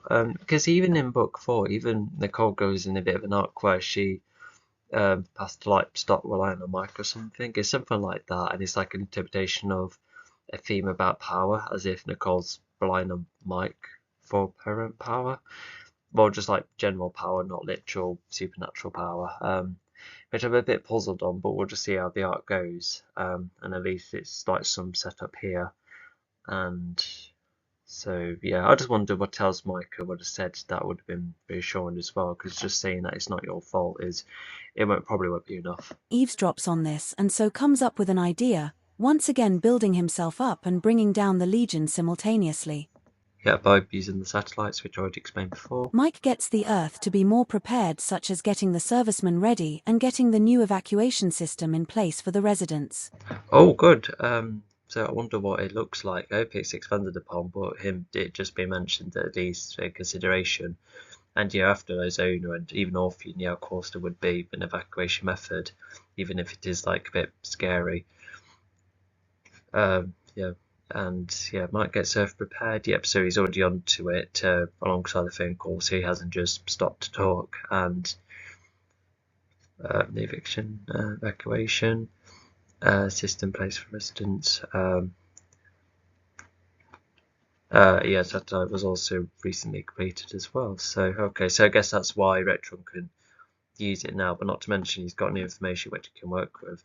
This is almost like the least amount of screen time involving Mike and Retron, but I can see why, because other things did have to be juggled, but they do have like their own moments of progress, especially Retron. So yeah, this is like far less screen time, which is absolutely fine because they just help run the ship down on Earth, not a literal ship, but still. Retron takes the chance to go and find the satellite, which has been recently completed. And so he takes the chance to contact the many races on the opposite sides of the satellite. And I guess we were just assuming that he's contacted literally every single race has the satellite, which is possible. And yeah, I think this does include the satellites that Don has had made, which is made by, was that made by the Conics? No, Conics made Titran's ship. No, but I forgot the race. Letting everyone know that this new attack of cubes is the fault of the Legion. This has made yeah, because yeah, I've experiencing the storm as well, so I think Bertrand will be quite convincing you, and there's thudding in the background too. And what he could have also said is, if your planet has not been battered yet, well, you wait and see. But not to mention, Nicole would have also had to explain that what is happening to Earth is happening everywhere else. So I just hope Nicole has said that and Retron has picked up that up on it. All these races unsure or feel disconnected from the Legion, which also means that they will help themselves and not help the Legion, to the disappointment of Mike later when he goes to see the satellite. They'll help themselves, not help the Legion. Oh yeah, because yeah, sorry, this is a bit of information that was stated too early. Because yeah, Mike was going to use the satellites to be like, oh, gonna help join the Legion on Planet Hammer, and no one's like, no, we're gonna defend ourselves. So I think this is the information that should have been saved later if that was an idea that stayed around. But yeah, at least the race are going to try and protect themselves. That is a good focus to go for, even if the Legion are struggling. But they're as evident throughout most of this film, most of the story. The Legion are fine just with the numbers they are at. Only to find out that no alliances are to be made. Torrid has arrived at his race. Oh, okay, there it is. So Electron spread the information, and it looks like whatever Mike was doing, he then goes back to the satellite, and he probably would have there must be like a second call of Earth, to him a voice being like, please help us out, and I want to like, no, we've heard that this is the Legion's doing. And I think Mike might have assumed this was like Retron's doing it there, if they're like, we just heard another human voice. But they help themselves, not to help with the Legion. But yeah, all of that is like rather quick, and I suppose it's added some tension from the off by the Legion are kind of on their own, which adds to the independence theme. They can't rely on residents, and I feel like that's one reason why Nicole's been trying to add new Legion members. She's trying to strengthen that connection. If they're going to contact others through satellites. So yeah, it's just something inferred if it's not stated. His home world, but as Torrid arrives, he starts to hear a quick craft. And after a hard look, he sees that Diane is arriving. Now Diane has arrived, a fight between two powerful entities emerges.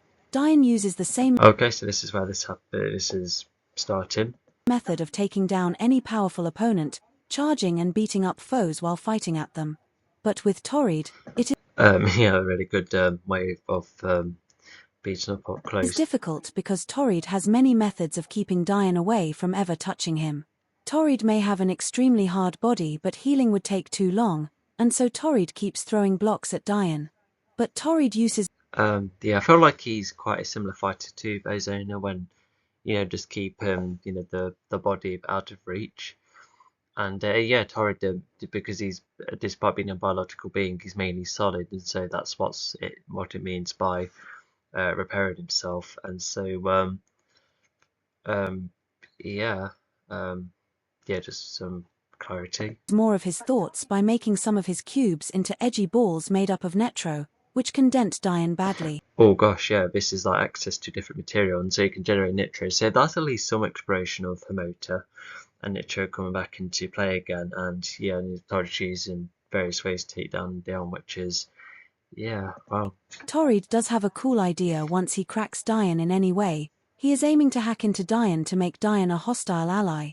So he can fight the Legion if the Legion... So some bits of information were a bit too repetitive, so sorry about that, but that's where Torrid's like, because if he can hack into cameras, that's where he's like, oh, I could perhaps hack into Dion that way, but this is where Dion managed to turn himself off before turning hostile, which, like, fair enough, to turn himself off stops the method, but it looks like Torrid like made it because Dion wakes up in hostile anyway, so yeah.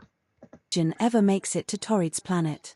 And I remember thinking, how did Torrid need to get to Dion to hack him in that way? But yeah, with those cracks, therefore being able to physically go inside, Dion's body, then yeah, fair enough. Diane can somewhat guess that this is Torrid's intention, as Torrid is more of a cunning fighter than a brawler. As Torrid tries to damage Diane, yeah, that definitely makes him stand out some way. Diane keeps charging but gets... But not to mention, I feel like that's a bit on the nose as well, the whole cunning thing. Torrid states to, as Torrid tries to damage Dion. Yeah, of course, with the balls in that. into cube walls or whacked away by blocks, and most of his projectiles are taken... Oh, so they are still fighting each other despite... so it looks like yeah, Torrid seemed to, go for Dion more so he could then hack into him. So... yeah, so he's aiming to get hold of Dion onto his side, almost like his own guardian, like again, but one he can like properly manipulate. And so yeah, but yeah, if this was like, if that went Torrid's way, then yeah, the Legion would have been fighting Dion, or yeah, most likely, yeah, because yeah, he's too powerful to split teams. I think it will require everyone, and I don't think everyone would have made it. I think Zami probably had the best shot because of the lightning and the cubes, but even then. up by Maybe pod 2 with the element on the side, but even then. So yeah, let's see what else happens. cubes, unable to land a shot on Torrid aside from 1 or 2 hits. Even Torrid attempts to manipulate Diane in certain ways, such as jarring Diane's flight tech from the inside, making Diane less fast and less able to fly, making... I think... oh yeah, physical manipulation, yeah, not... mind manipulation. Yeah, I was wondering what was happening then, but yeah, so he's like tricking Dion, so he's like taking advantage of Dion's speed and the way he targets, throws himself, and tricking the projectiles. But yeah, and also Torrid managed to get to Dion's flight tech. He must have altered it in some way, yeah, like through like Metalord technology manipulation. I can see that happening, and that's at least a bit more exploration of the motor, but I think even after that, it's still not enough. Diane worried. Eventually, Diane ends up getting cracked in the head by multiple blows from Torrid's extra hard blocks as well, and Diane gets wrapped in cubes as well, making blocks made out of nitro, I presume. Diane break out. But some cubes start to enter Diane, trying to... Oh yeah, well maybe he could have like hardened the cubes to make it tricky for Dion to break out, but yeah, at least it's trying to train him. But yeah, if some cubes are already inside Dion, then yeah, it looks like yeah, it's getting hacked now. Edit Diane's computer-like mind, and Diane starts to see that he is getting rebooted. and he has no other choice other than forcing himself to shut down. He is better to be out of the fight rather than risking the lives of the Yeah, well, this I explained earlier too. Legion.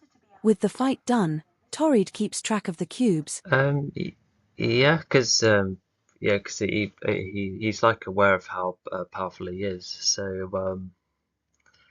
Um, so yeah, like I said, yeah, his torrent is already enough, clearly. So yeah, and not to mention, I felt like McHugh like pretended that he wasn't like so powerful, but look at him, his torrent, he's like yeah, like fully powerful. Although why would he pretend to hide his power? Like his true power. That I don't quite understand. It just makes him sound like Taurus, like something powerful. Like yes, there's the storm, but doesn't have anything to do with the ability he has now. And now he is to focus on them more, adding to the hits towards the planets using the cubes, harming or killing many. Torrid also sees that Diane managed to overcome Torrid's So bit lengthy and repetitive sentence there, but yeah, with so yeah, because yeah, I think he was a bit gutted that oh he's yeah, a bit annoyed that yeah, he doesn't have Dion in his control, but at least he can control the cubes. I think he was hoping for Dion to do all the fighting against the Legion, but if cubes can, so he's managed to overcome turrets. But yeah, like at least I can still concentrate even with no one bothering him, and he wasn't expecting the Legion to come after him.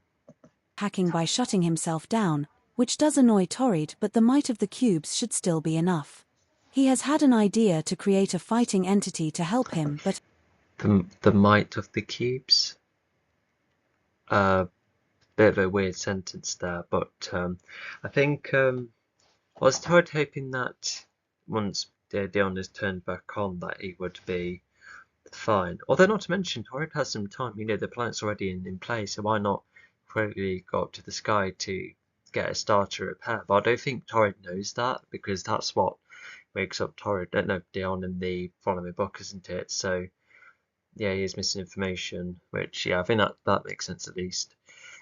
And hacking turn himself down, and yeah. Although here's the thing, why not use the cubes to turn Dion back on, unless it has to be a star? That should be clarified. as he is currently controlling a galactic force, he cannot do anything else for the long term. Trying to multitask many long-term tasks at once with a And I think this is also going back to when Ozona was like trying to juggle multiple things at once. Although what's different here is that it's almost as if Torrid could be like more powerful because hang on, let me just place these. There you go.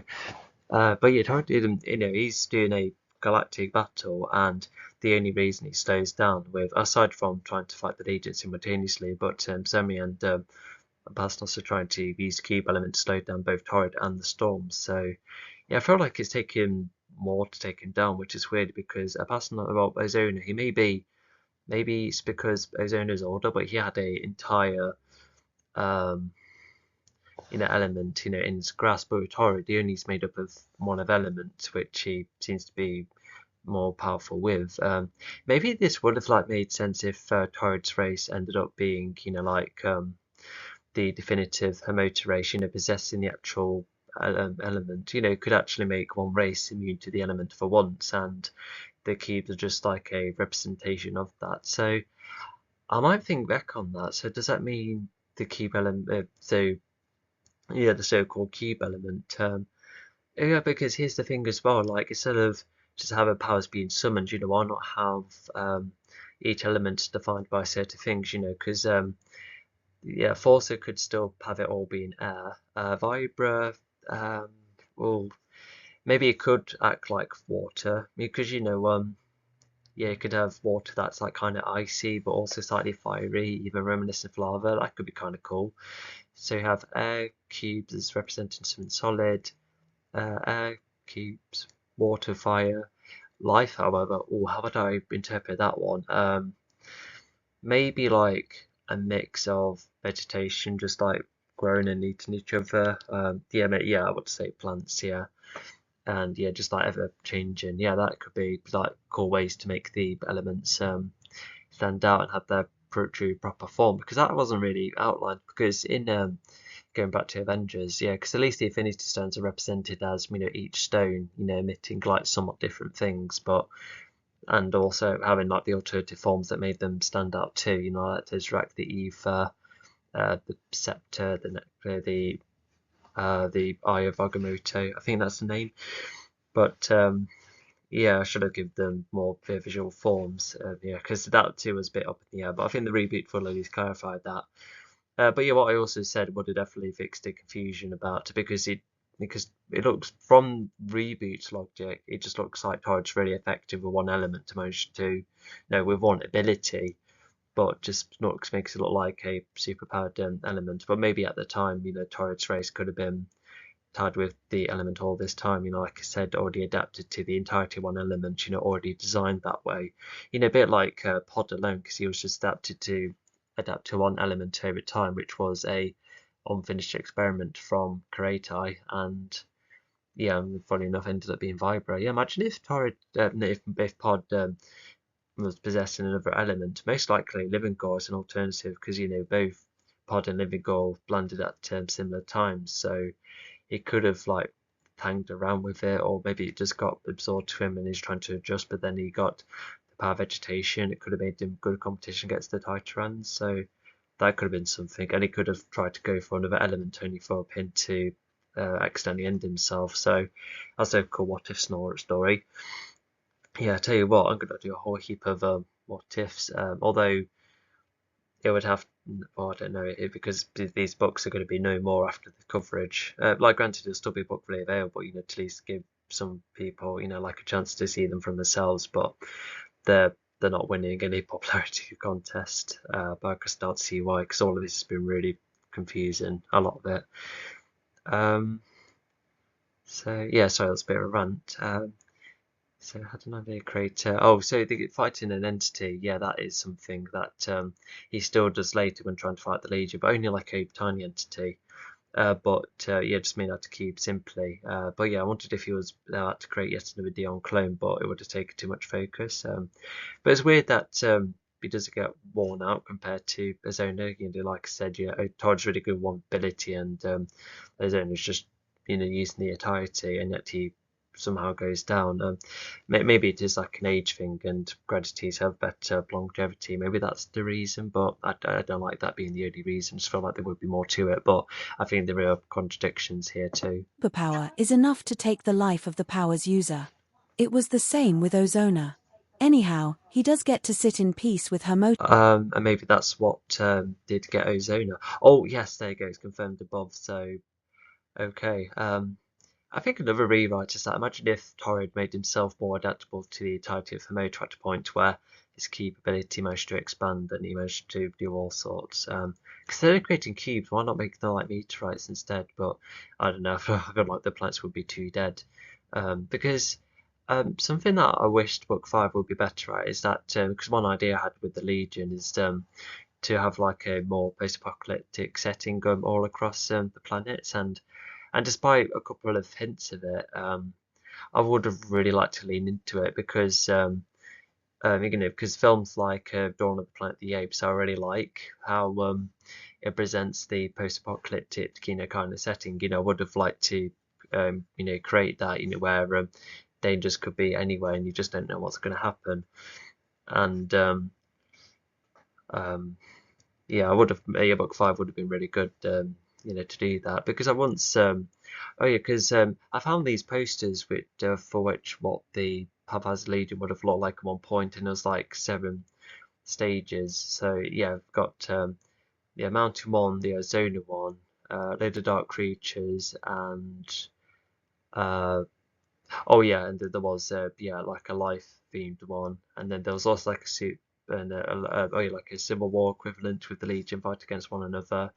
Then it went to the era of the low point, the post-apocalyptic stuff, and then it was time to fight those Sign Force. So yeah, that's what the story looked like, and yeah, I think there was just more elements in play. Oh yeah, because there was the dark element and the fire element that would have added 2 more chapters. Yeah, they said there was 7. So yeah, by putting fire into the ice and yeah, the dark element that was like too abstract. I was like inspired by Skylanders because with the undead, but I just feel like yeah, I won't really know. Yeah, I really struggled to find my way to make an undead interpretation myself. Like the closest and the best I've done is the resurrector alien types. They can like control skeletons, as an extension of the life force, and I feel like that's the most best and varied I can do in its way that stands out. Controlling all sorts of skeletons, dinosaur ones, extinct creatures, how other races might differ. Imagine a Naravask skeleton, that would be really powerful, won't it? So yeah, that's the kind of extension I like to do. But yeah, I'm because I also do find the gothic genre like interesting. I wouldn't know what to do my spin on it. I'll just create more vampires and werewolves. So there's already too many of them. Yeah, I just want to create my own ideas. Because don't forget, I'm even considering taking dragons and hydras out of the story. Safe in the temple of the planet by sitting close to the temple. And yeah, just get Citypiece. Yeah, Citypiece for a little bit, I suppose. He can access its secrets without hurting himself and practicing. I think I like how that top line is. It does actually add some clarity to book 2. So yeah, I like that at least. Although that kind of strain, maybe that did affect McJaw because of how he was doing flooding on a galactic scale, and there's maybe I don't know, Zone 4 was already powerful, so that problem didn't really apply to him. So yeah. This for the past 100 years. The Legion is starting to arrive on this planet, finding it using. Oh gosh, wait. I won't say I've passed 100 years because he was trapped by his owner and was with the Pasnos. So yeah, I don't understand his timeline. He can access the secrets via it.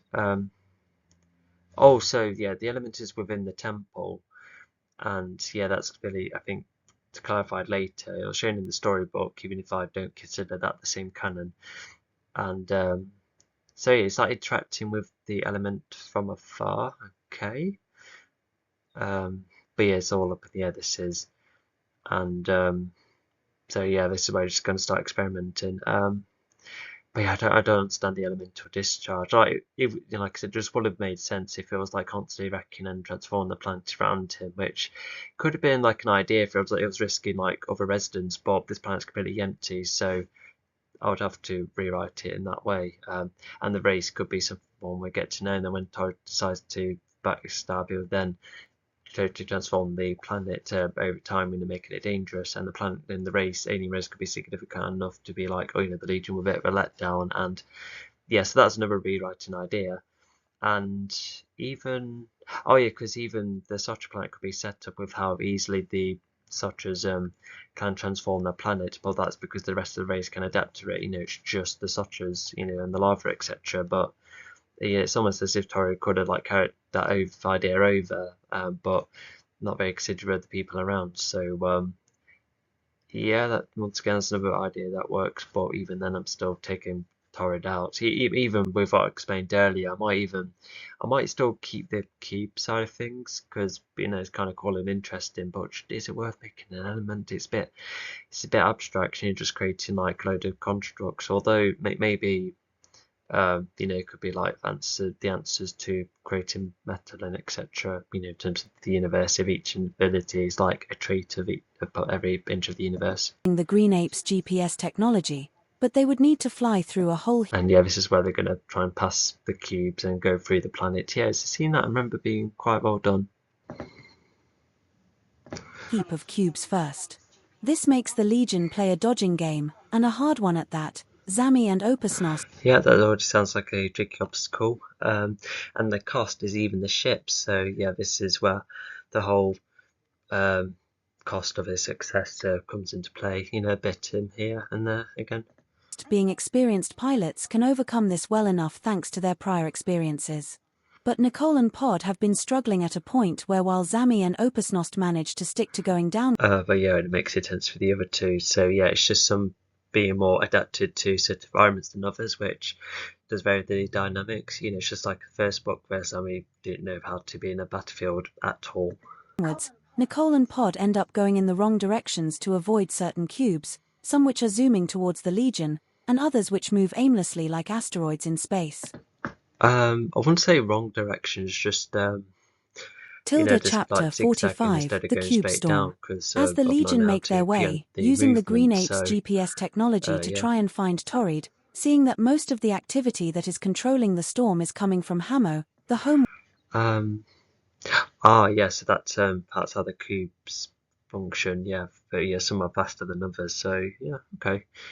Just like asteroids really. world of Hamota, where Torrid's race And I reckon like a lot of these connectors as a good defense. But if Torrid has been bothered before, like I said, you should have added like more cubes or something, or make the cubes fire machine guns even, because if you talk about technology, then yeah, I could make technology itself like an element, but could be like a representative of it, even the niche bots too. But I don't know, like would they still possess the life force? Um, I'm not sure because I've had a couple of ideas recently about making like the like embodied promoter, like keeping it safe, or it would answer like the machine guns and the constant missiles. But I'm a bit conflicted. I'll just have to wait to see with the reboot. used to live before they went mostly extinct. Earth has been hit by a couple of cubes, nothing major, but it can get worse. Hamo is mainly jade green like the element itself, hard hilly ground, cubes embodied in the Yeah, and I feel like this has been a useful a useful method to help both Nicole and Pod, and probably the others too. So yeah, but yeah, with thanks to the capability, he can just completely manipulate his spaceship like Play-Doh. It's quite cool. ground or floating in the air with very And even if treating his spaceship like Play-Doh, like it is just keep a lid on, just anything lightning base, whether it's turrets or blunt arm weapons and etc. So yeah, it's not too abstract, because the closest comparison I can think of is Iron Man's shapeshifting suit in Infinity War, preferably, because that even introduces new parts to Iron Man's the entire roster of abilities, such as the blunt arm weapons and repairing walls using the nanotech. Like, I think that's enough of a extension. That was like far enough to be like, oh yeah, he's proper cool and OP. He definitely has a good set of abilities, and I don't think it was too much abilities either. Because yeah, Ironman's quite satisfying when he does have more abilities at his disposal. But yeah, in here, yeah, it's a lower cap than that. But um, so yeah, just another rant. few buildings including the Hamota temple. Nicole does take the chance to call Did not escape from the keys, but they won't make their way down to the planet. Oh, okay, yeah, it's just focus on moving, yeah, because yeah, Zami has more of um, the more, he's able to multitask, he can move the cubes out of the way, but Pod and Nicole just simply want to move, just to dodge them. Mike, explaining everything and planning how to cope with the brand new situation. Mike is sorry that Torrid stabbed their backs, and Mike reassures that it wasn't Nicole's fault despite Okay, that kind of contradicts the brother's sentence then, I think. Nicole explaining everything to Mike. But as always, Mike's reassurance and Oh yeah, this is where some tension is building. Yeah, just managed to make it in the nick of time, so yeah, we'll see what tension's like here. But not only is it foreshadowing for Arvin, considering what's happening down there, I guess it brings the question for why Arvin wasn't piloting instead. It could make Nicole have the one in danger whilst Arvin pilots pod. Arvin pilots pod, yeah. Um, but yeah, regardless, yeah, I still like the moment of tension here. I'm worried, but thanks to Sammy keeping tabs of all this shit. positivity despite the facts often helps Nicole. Retron eavesdrops on Yeah, I think you can assume they're all talking to one another, just like normal pilots do in our world. this and so comes up with an idea, once again building himself up and bringing down the Legion simultaneously. Mike gets the Earth to be more prepared, such as getting the servicemen ready and getting the new evacuation. Oh yeah, this was like a clever idea. Yeah, so yeah, Zami's gonna try and concentrate well enough to repair the windscreen or something. Yeah, so yeah, who knows what the outcome's gonna be. System in place for the residents. And yeah, progress is still being made because it still makes sure everyone is made it at a similar time, because it'll be a bit unwise to just go one by one and leaving the others behind. So we zoom a little closer. So yeah, Zami's just turned away from the planet to try and help out Pod. Vasnos instructs them to keep the path clear. Yep, so there's some teamwork, I've had to get the cubes out of the way. Retron takes the chance to go and find the satellite, which has been recently completed. And so he takes the chance to contact the many races on the opposite sides of the satellite, letting everyone know that this new attack of cubes is the fault of the Legion. This has made all these races. So there isn't like a strict time limit, but it is getting there sooner, to stop Torrid, and therefore it will stop the storm, as we establish. A dead spellcaster cannot continue or have a spell continue to be cast. I know I've been keen on that idea. It just sounds contradictory because how else would you stop it? So yeah, it's like pressure for everyone to make it, keep everything clear and safe for everyone else. So yeah. Is unsure or feel disconnected from the Legion, which also means that they will help themselves. The impressions, join Vasnos, get straight, start Harlan's following. Okay. And not help the Legion. To the so it's just kind of labelling where everyone is at, to which, not fair enough. Disappointment of Mike later when he goes to see the satellite only to find out that no. Oh, wow, okay. Well, if there is like a clearer path, yeah, I can see why he's making it go faster. You can see the cracking windscreen. It was halfway from breaking. Oh my gosh, so Sammy needs to hurry up. No alliances are to be made. Torrid has arrived at his race's home world, but as Torrid arrives, he starts to hear a quick craft. I suppose someone just thought of is like, didn't Sammy make the windscreens like thick enough to withstand? But we don't know how hard these cubes are. They could be like the second hardest material after nitro.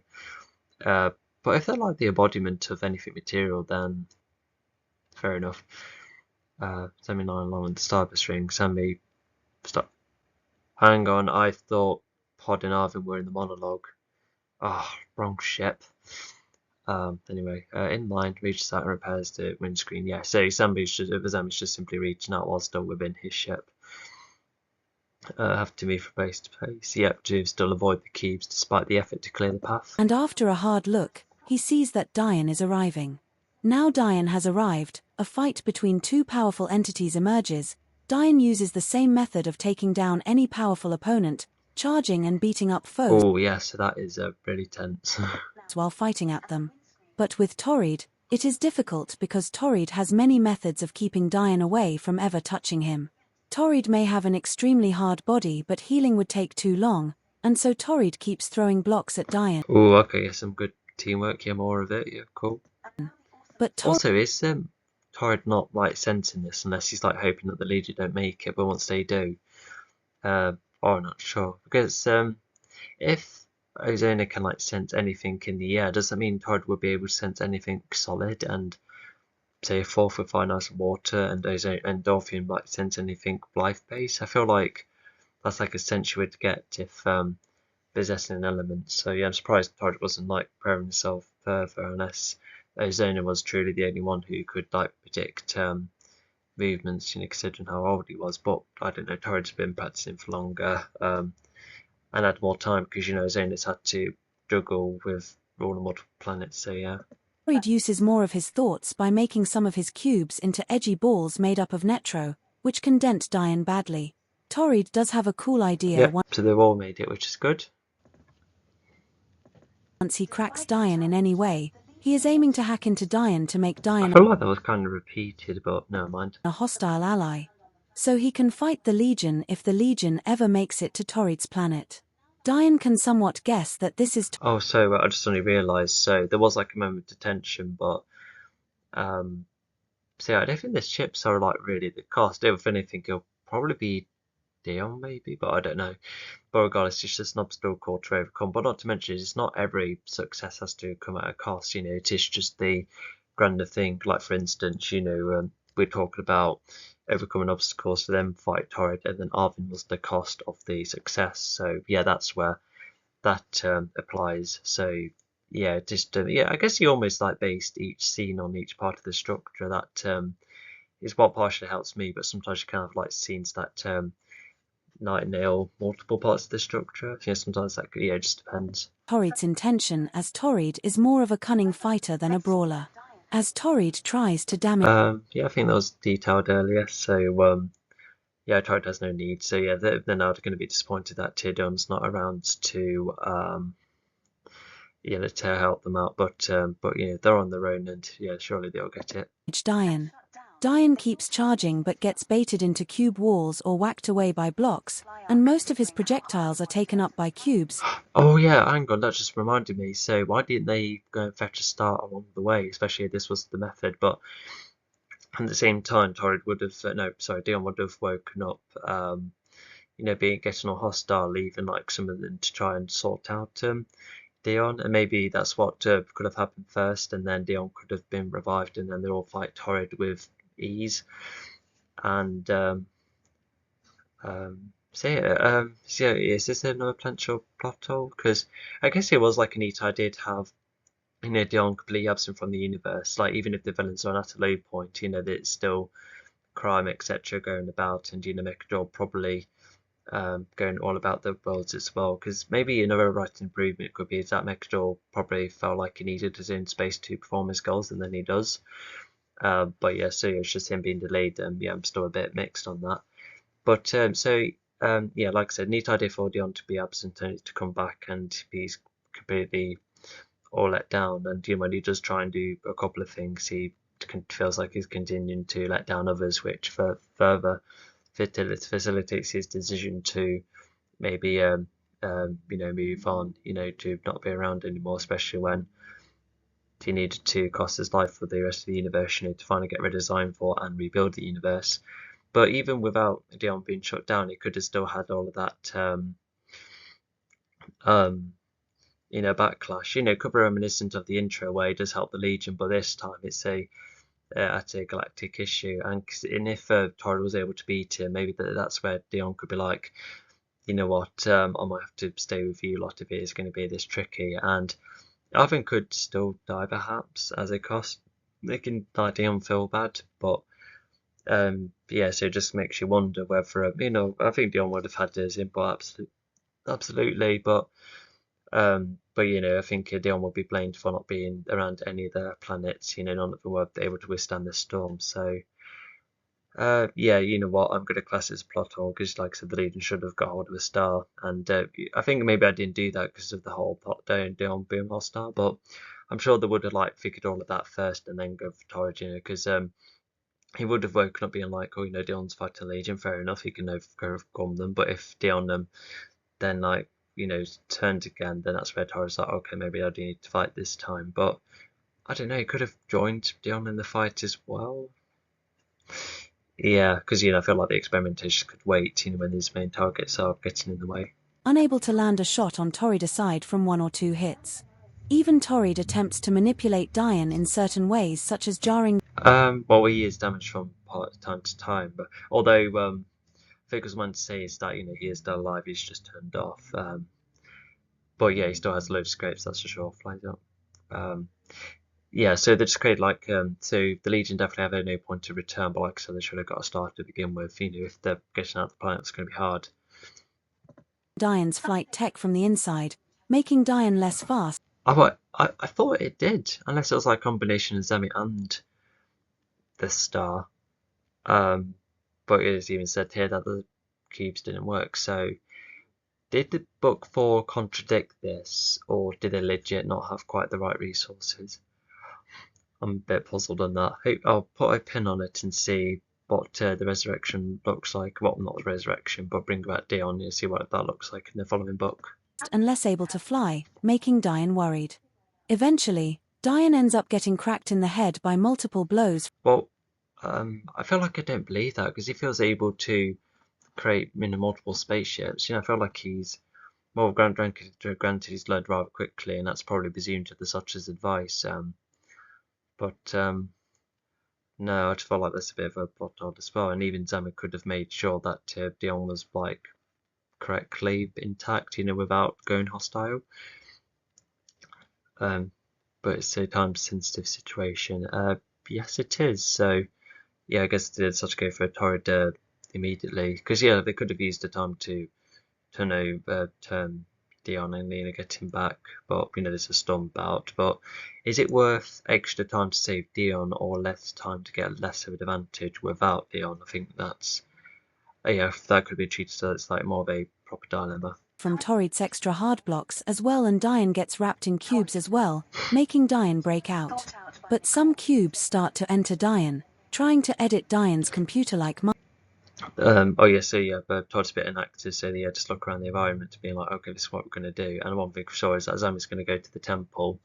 It is an example of this independence, for himself whilst benefiting the team. And when the Pasternos helps out Zami, like yes, the independence is acknowledged, but it is just learning more teamwork. So yeah, it's the best of both worlds. It's actually, and despite the flawed story, I actually quite like the theme because you forget to realise that teamwork does require some independence. So yeah, it is just like a unique spin of having your own inner strength, being strong without relying on others as much. And Diane starts to see that he is getting. That means the temple must be short if you can see the activity inside, but if Tor is sitting outside, then yeah, it can be inferred. Rebooted, and he has no other choice other than forcing himself to shut down. He is better to be out of the fight rather And than. that's part of what I think Nicole could be like, what about the element? And then Demi could be like, well, I could try and edit the element, which is, it's quite a jump of a plan. Like, surprised it works, and Demi didn't, get completely battered by a load of cubes when trying to edit the element. But, I don't know. Yeah, once again, it's like treating the cube, it's tried to treat her motor as if it's represented all by cubes, except cubes were, once just like a simple ability. So, that's so weird. It's like if somebody uses his lightning to edit Forza, it's just a bit contradictory. Yeah, I'm really confused myself. Even despite the drastic idea, it's a good idea at least. And if the element's not doing much else, then fair enough. But even then, risking the lives of the Legion. With the fight done, Torrid keeps track of the cubes, and now he is to focus on them more. yeah, sounds like a good formation and plan. Yeah, we'll see how that goes. Adding to the hits towards the planets using the cubes, harming, or No, for Zami to enter the building. That's what I was trying to say. killing many. Torrid. But yeah, you need a very good distraction because I think thankfully Torrid doesn't find out about the element at all far more later. Yes, Zami does get into trouble, but we'll see how that plays out. But also by that logic, another logic, if the cubes was motor all at once, then looks like Zami, despite near lightning being, has the entirety of Earth in his hands, like Pod has the entirety of temperature on his hands. Also sees that Diane managed to overcome Torrid's hacking by shutting himself down. Yes, just keep an open mind if anything goes sideways. Just like Pasnos needing to help out Zami. Because yeah, I think Pasnos has really struggled his fight Torrid up close, but he could have stuck around still. But if Zami needed more help, then fair enough. Which does annoy Torrid, but the might of the cubes should still be enough. He has had an idea to create a fighting entity to help him, but as he is currently I don't know what's happening with them now, but it should have just been, the next sentence should have started with Nicole aims for Torrid, or as the plan begins, or something like that. Controlling a galactic force, he cannot do anything else for the long term. Trying to multitask many long-term tasks at once with a superpower is. Oh, okay, that's risky. I don't know whereabouts he is, considering Torrid's there, but also earlier I think I missed out comma. Enough to take the life of the power's user. It was the same with Ozona. Anyhow, he does get to So does he have a sense then, or is that hearing or a good reflex? I'm not sure. sit in peace with her motor safe in the temple of the planet. By sitting close to the temple, he can access its secrets without hurting himself, and practicing this. I feel like, I guess Nicole's laser is like one thing, but yeah, I feel like Pod should have thrown like another projectile, and so should Arvin. Yeah, I felt like that would have made it easier. I felt like there should have been like a better ambush as well. Like what if I don't know, like Pod charged up his trident, at the element, if that was the case, and then shoot Torrid that way. Because it's an idea, but I'm not sure if that's actually an ability I've actually written in the books. Like a laser made up of the element itself, but I felt unless it's like really tricky to like perform a laser like that. Yeah, I don't know, it's just the thought I've had. It just goes to show that some of my own ideas are even getting contradicted by looking at the story. For the past 100 years, the Legion is starting to arrive on this planet. Finding it using the green But so yeah, it looks like yeah, Pod's like overcome this barrier and is fighting Torrid more up close. And yeah, G-Tonic was using ice shards, ice to form shards, which are about to dab Torrid until Torrid not only uses cubes to keep those shards away, but even Torrid forms cube like hand to grab the trident. Okay, yeah, so it's like well, not it's not an extra hand, but like a much bigger one as well. See what he does with over. But also, is these shards coming from the ground, or were they just like thrown ice shards? Apes GPS technology, but they would need to fly through a whole heap of cubes Did first. the cubes get stabbed instead, or do they move his shards aside quickly? This makes the Legion play a dodging game, and a hard one Cube like a hand, just no. That's the improvement. at that. Zami and Opusnost, being experienced pilots, can overcome this well enough thanks to their prior experiences. But Nicole and Pod have been struggling at Yeah, because considering how hard Torrid is, I feel like Torrid would let's see yeah, he just almost has to use like minimal effort almost to fight the Legion that way. And also just thinking about geography, I think Pod went head first, hence why he's been so it was just like them two, but now the other Legion members are getting involved. And does Nicole close the distance, just come close to the battle, to which I can see why, because she will need to be a bit closer for the grenade launchers, which I don't think it can shoot from that far away. It might do, but yeah, I guess that could have been explored. Multitask. So yeah, yeah, it just looks like he's got all of this under control. He's got the storm, and yeah, it's fighting the Legion with minimal effort. So yeah, it's not too much of a element strain, but even then I get confused between his ability and the actual element. the point where while Zami and Opusnost manage to stick to going downwards, Nicole and Pod end up going in the wrong directions to avoid certain cubes. And that suggests that changes towards them will help the battle. Oh yeah, so yes, I could accept in the change moment, and I think that's the last time they look at each other.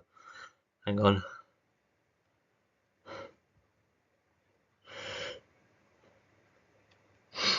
Sneeze gone. Anyway, so yeah, good last couple of moments. Some which are zooming towards the Legion, and others which move aimlessly like asteroids in space. Yeah, it's a nice extension from what was said earlier. Yeah, for a second I thought this sentence wasn't needed because it's torn the nose, but now I like it. This is where Zami has an idea. To maintain the progress and help the others, he forms his claws. a new top turret on top of the awesome Atone using his cube abilities, forming a turret which creates a massive set of lightning bolts that either And yeah, this is the ability that he's been using against the Stonos earlier. So, and oh yes, but he's self-evolved himself to make himself tougher. Yeah, that's a good way out. Destroys the cubes or move them aside. This does help both Nicole and Pod not escape from the cubes but help them make their way down to the planet. During this trip, all throws Ivan aside, but even so far I can keep track of this, and yeah, Torrid is using like his variety of ways, but it's definitely some of the better ways to effectively get the Legion either out the way or even killed. 4 ships have been firing at some of the cubes to use the machine guns of the spaceships to protect themselves or others. So far. Yeah, I can imagine that being like really exhausting, but it's like a way for because yeah, Torrid may have hard skin, but he's just like still keeping the damage away from him, which is yeah, it's just being sensible, because I feel like Signfall, like, Frino knows he's the most powerful, so he like throws himself into danger, but Torrid is like the opposite way, keeps himself well defended. Even Mechajor, he's already like quite ravenous, not ravenous, animalistic at a point where he probably is willing to go rough with that, but he still has like the element in his chest, but maybe that's like an overconfidence thing. I can see that happening. It has been okay. Yeah, because I don't normally like using overconfidence as an excuse, but I think with Mechajor, he's like I said, just animalistic at a point where he's less intelligent, but still like extremely dangerous. Except for Pod's ship has been hit by one of the cubes, causing his windscreen to avoid and slash away cubes. That's what I was meant to say. Anyway, so Arvin and Pod is still aside, I'm assuming. Start cracking, and Arvin is in there too. This makes them all Thought it take time to form before throwing them all. Oh yeah, so instead of just one cube by the next, yeah, it's just going to be clobbered by a load. But yeah, once again, temporary invincibility is being kept up, and the force of base without being stopped too. Just take a strong force of the blade for being stabbed. Oh, is this like so whilst he uses invincibility and he keeps the swords up to defend himself further, but make sure he doesn't get himself. Yeah, sorry, that should have been clearer. Worry, and thanks to Zami keeping tabs on all the ships. Zami finds out that without getting to the Although maybe it should have been without taking too much force from the cubes, but obviously that would just be getting knocked. planet in time or trying to repair it using his cube abilities, the windscreen will crack and the Legion will end up losing Oh two. my gosh, like the cubes could be like auto-aiming almost, and they like hitting wherever Nicole's trying to shoot. So, oh gosh. Whilst it is clever to have a fight like this, I am more of a brawler kind of fan, because when thinking of my favourite fight scenes, there's Cobra Kai, The Expendables. Some superhero movies have some really good beaten up moments too. Members.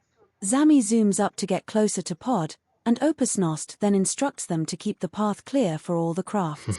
And yeah, what's she going to take a force of a tank again as she's trying to move? Well, maybe the shield is remaining to be active. So yeah, but she's just having to move. Yeah, which yeah, kind of sucks for her. While Pod sees Zami coming to Pod and Arvin are keen to go fast and straight on, adding more Oh, absolutely doesn't reform the universe, um, but yeah, still destructive nonetheless. pressure for Opusnost, and even Nicole joins Opusnost to keep the Well, not literally, just more like aims the other cubes of the storm to go for other planets. path straight for Pod and Arvin. Pod and Arvin are at top speed. I Zami feel like the list should be bigger, but at least it is like the established ones where you're like, oh, okay, yeah, we're in big trouble here. We're talking about multiple planets this time. is now following Pod and Arvin, trying to catch up.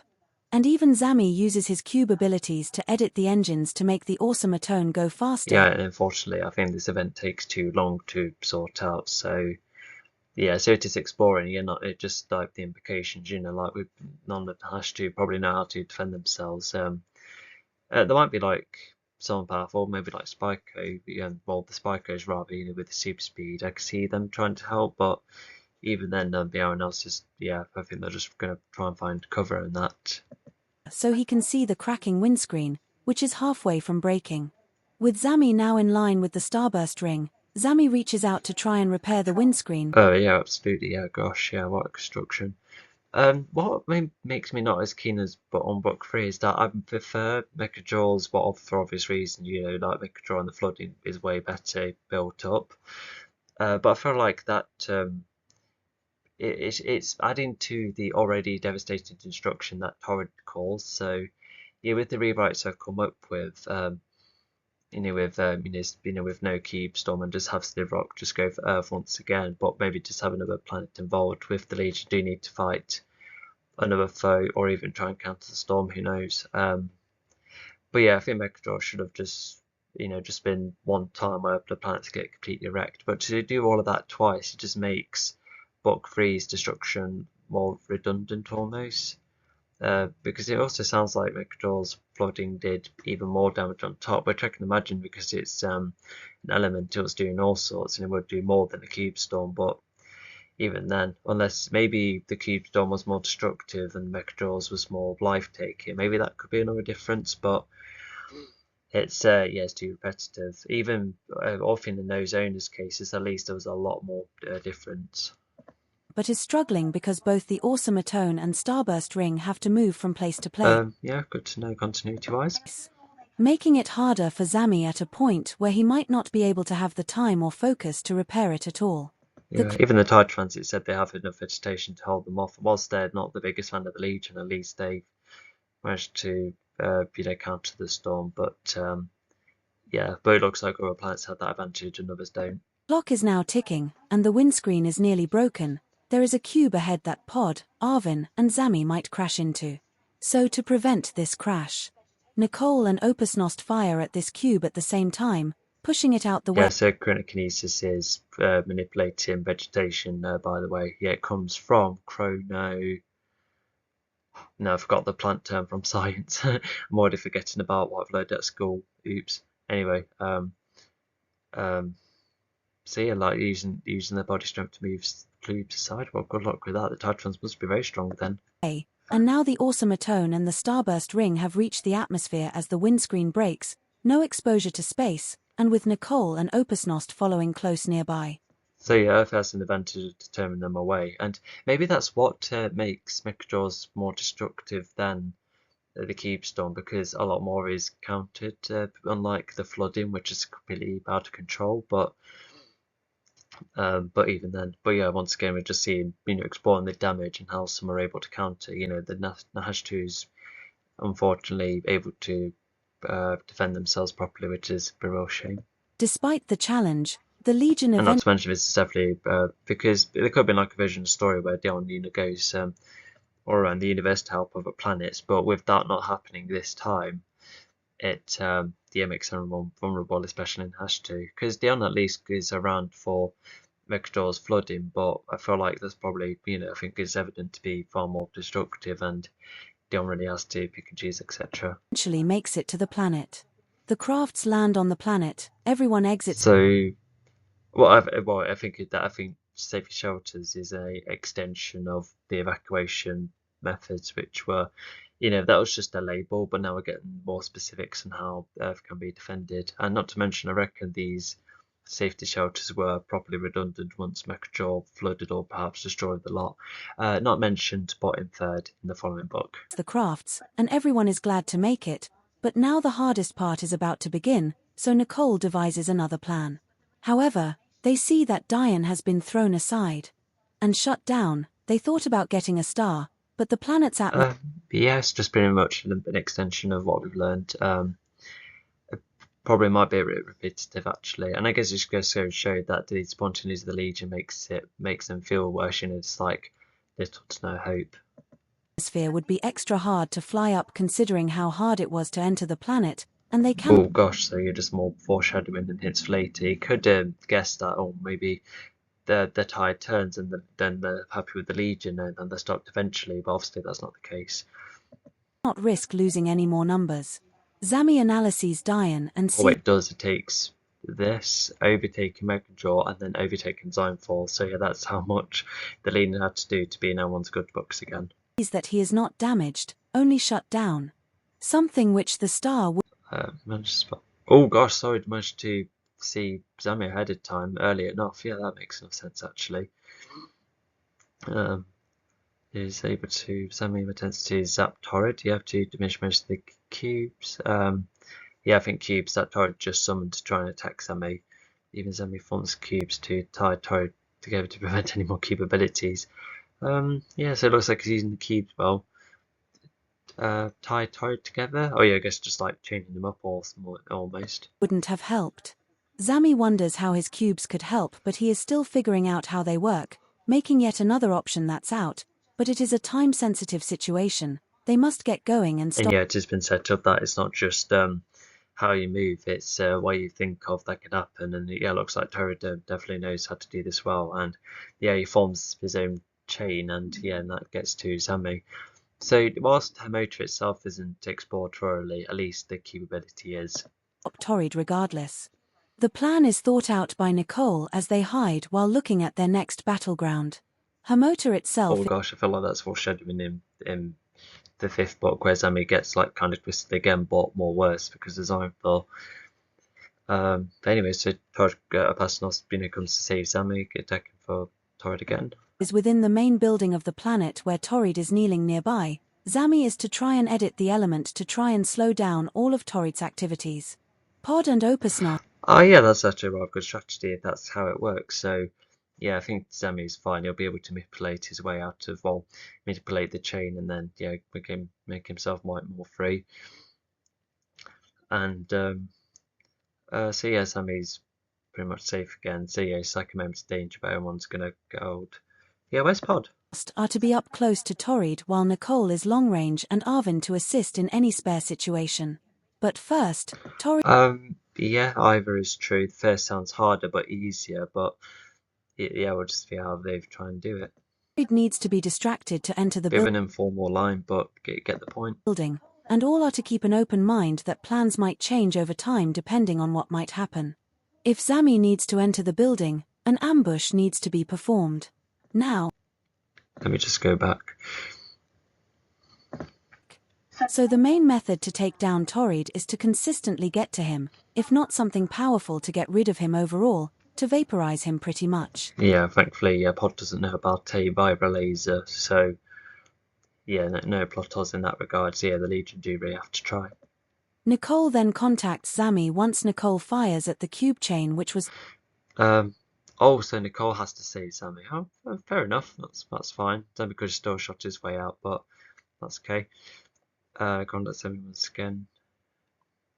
And Nicole reminds Sammy of the task. Yeah, so it's pretty much saying, nothing's different. Just go back to what you're doing. We'll defend you, etc. So yeah, it's just a friendly reminder. Tangling up Zami, Nicole reminds Zami of his task: to try and hack into her motor itself and let them all do the attacking. Zami agrees. Try and hack too.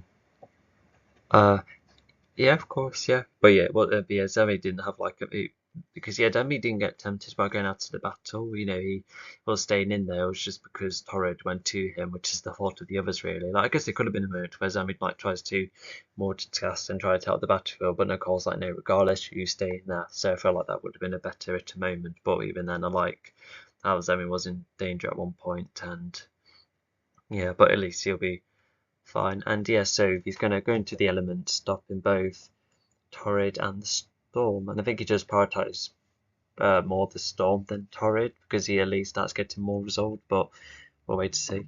He's with this after getting spooked by Torrid, and so Zami enters the temple while the others manage to distract Torrid, now that Arvin is projecting. Oh, has Zami, trying to enter the temple, but then Torrid managed to get to him. So Zami must have been a bit too slow with to get to the temple, but now he's onto the element. Okay. So I think that he's trying to defend himself in the temple. So yeah, I think it would have seen the task anyway, because yeah, I think his independence is definitely peak. His life force energy towards Torrid. Pod also performing a flamethrower attack to try and roast Torrid once Opusnost gets kicked off again by another set of cubes.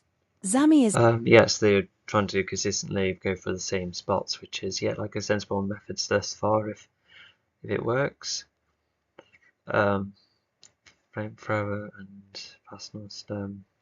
So yeah, he's still trying to go for Torrid, but yeah, he's constantly getting losing. Now in the temple, even covering the entrance of the temple using his cubes, and so Zami now that's sensible. sees her motor itself, made up of multiple cubes all spinning around at once. Zami becomes. Oh yeah, that was one other way I saw her motor. Yeah, you can kind of see that in the storybook. And in Autodesk Maya, you have you duplicate multiple keys, but if you turn a lot of them, then it just becomes cubes within cubes almost. So yeah, that's how I kind of imagine it. So yeah, her motor definitely can be represented as the blocks or cubes or whatever. Yeah, so as Zami interacts with the elements, so yeah, it has the cube element, cube ability itself, and he does this method where he likes to get the suits to take the damage, which is I can see why that would be the case. He would have to defend himself well though, because if it hits his skin once, then he might be done for.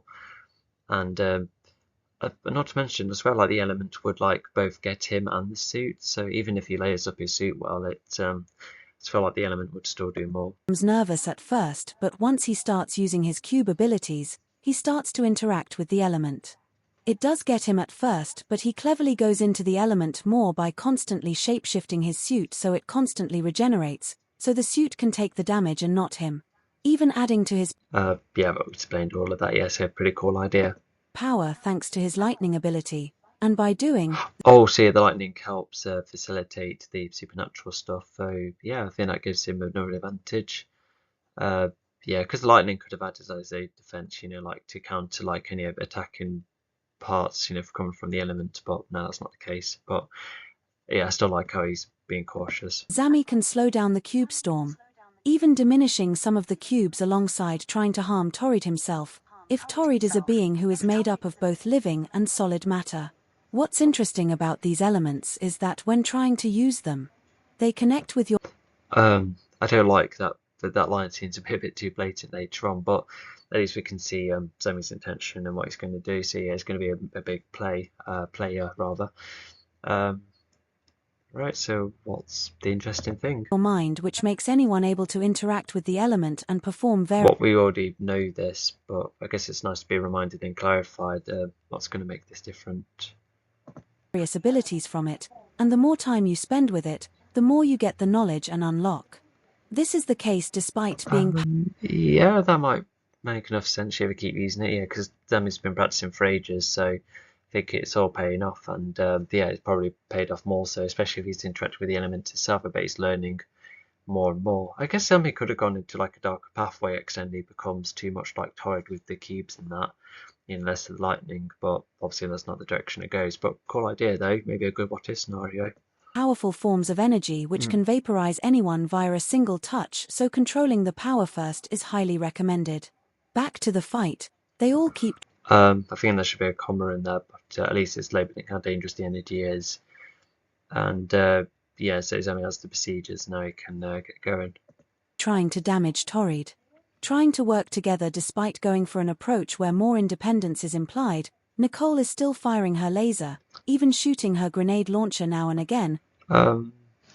Yeah, because the other one's probably more independent here. It's almost like no different to Orphean and Azona, but I guess learning more about it helps out. I'm not to mention it's Zemi who's needs to be more independent. It's the others learning independence in other ways, which I think they already got the gist of it. It wasn't Zemi.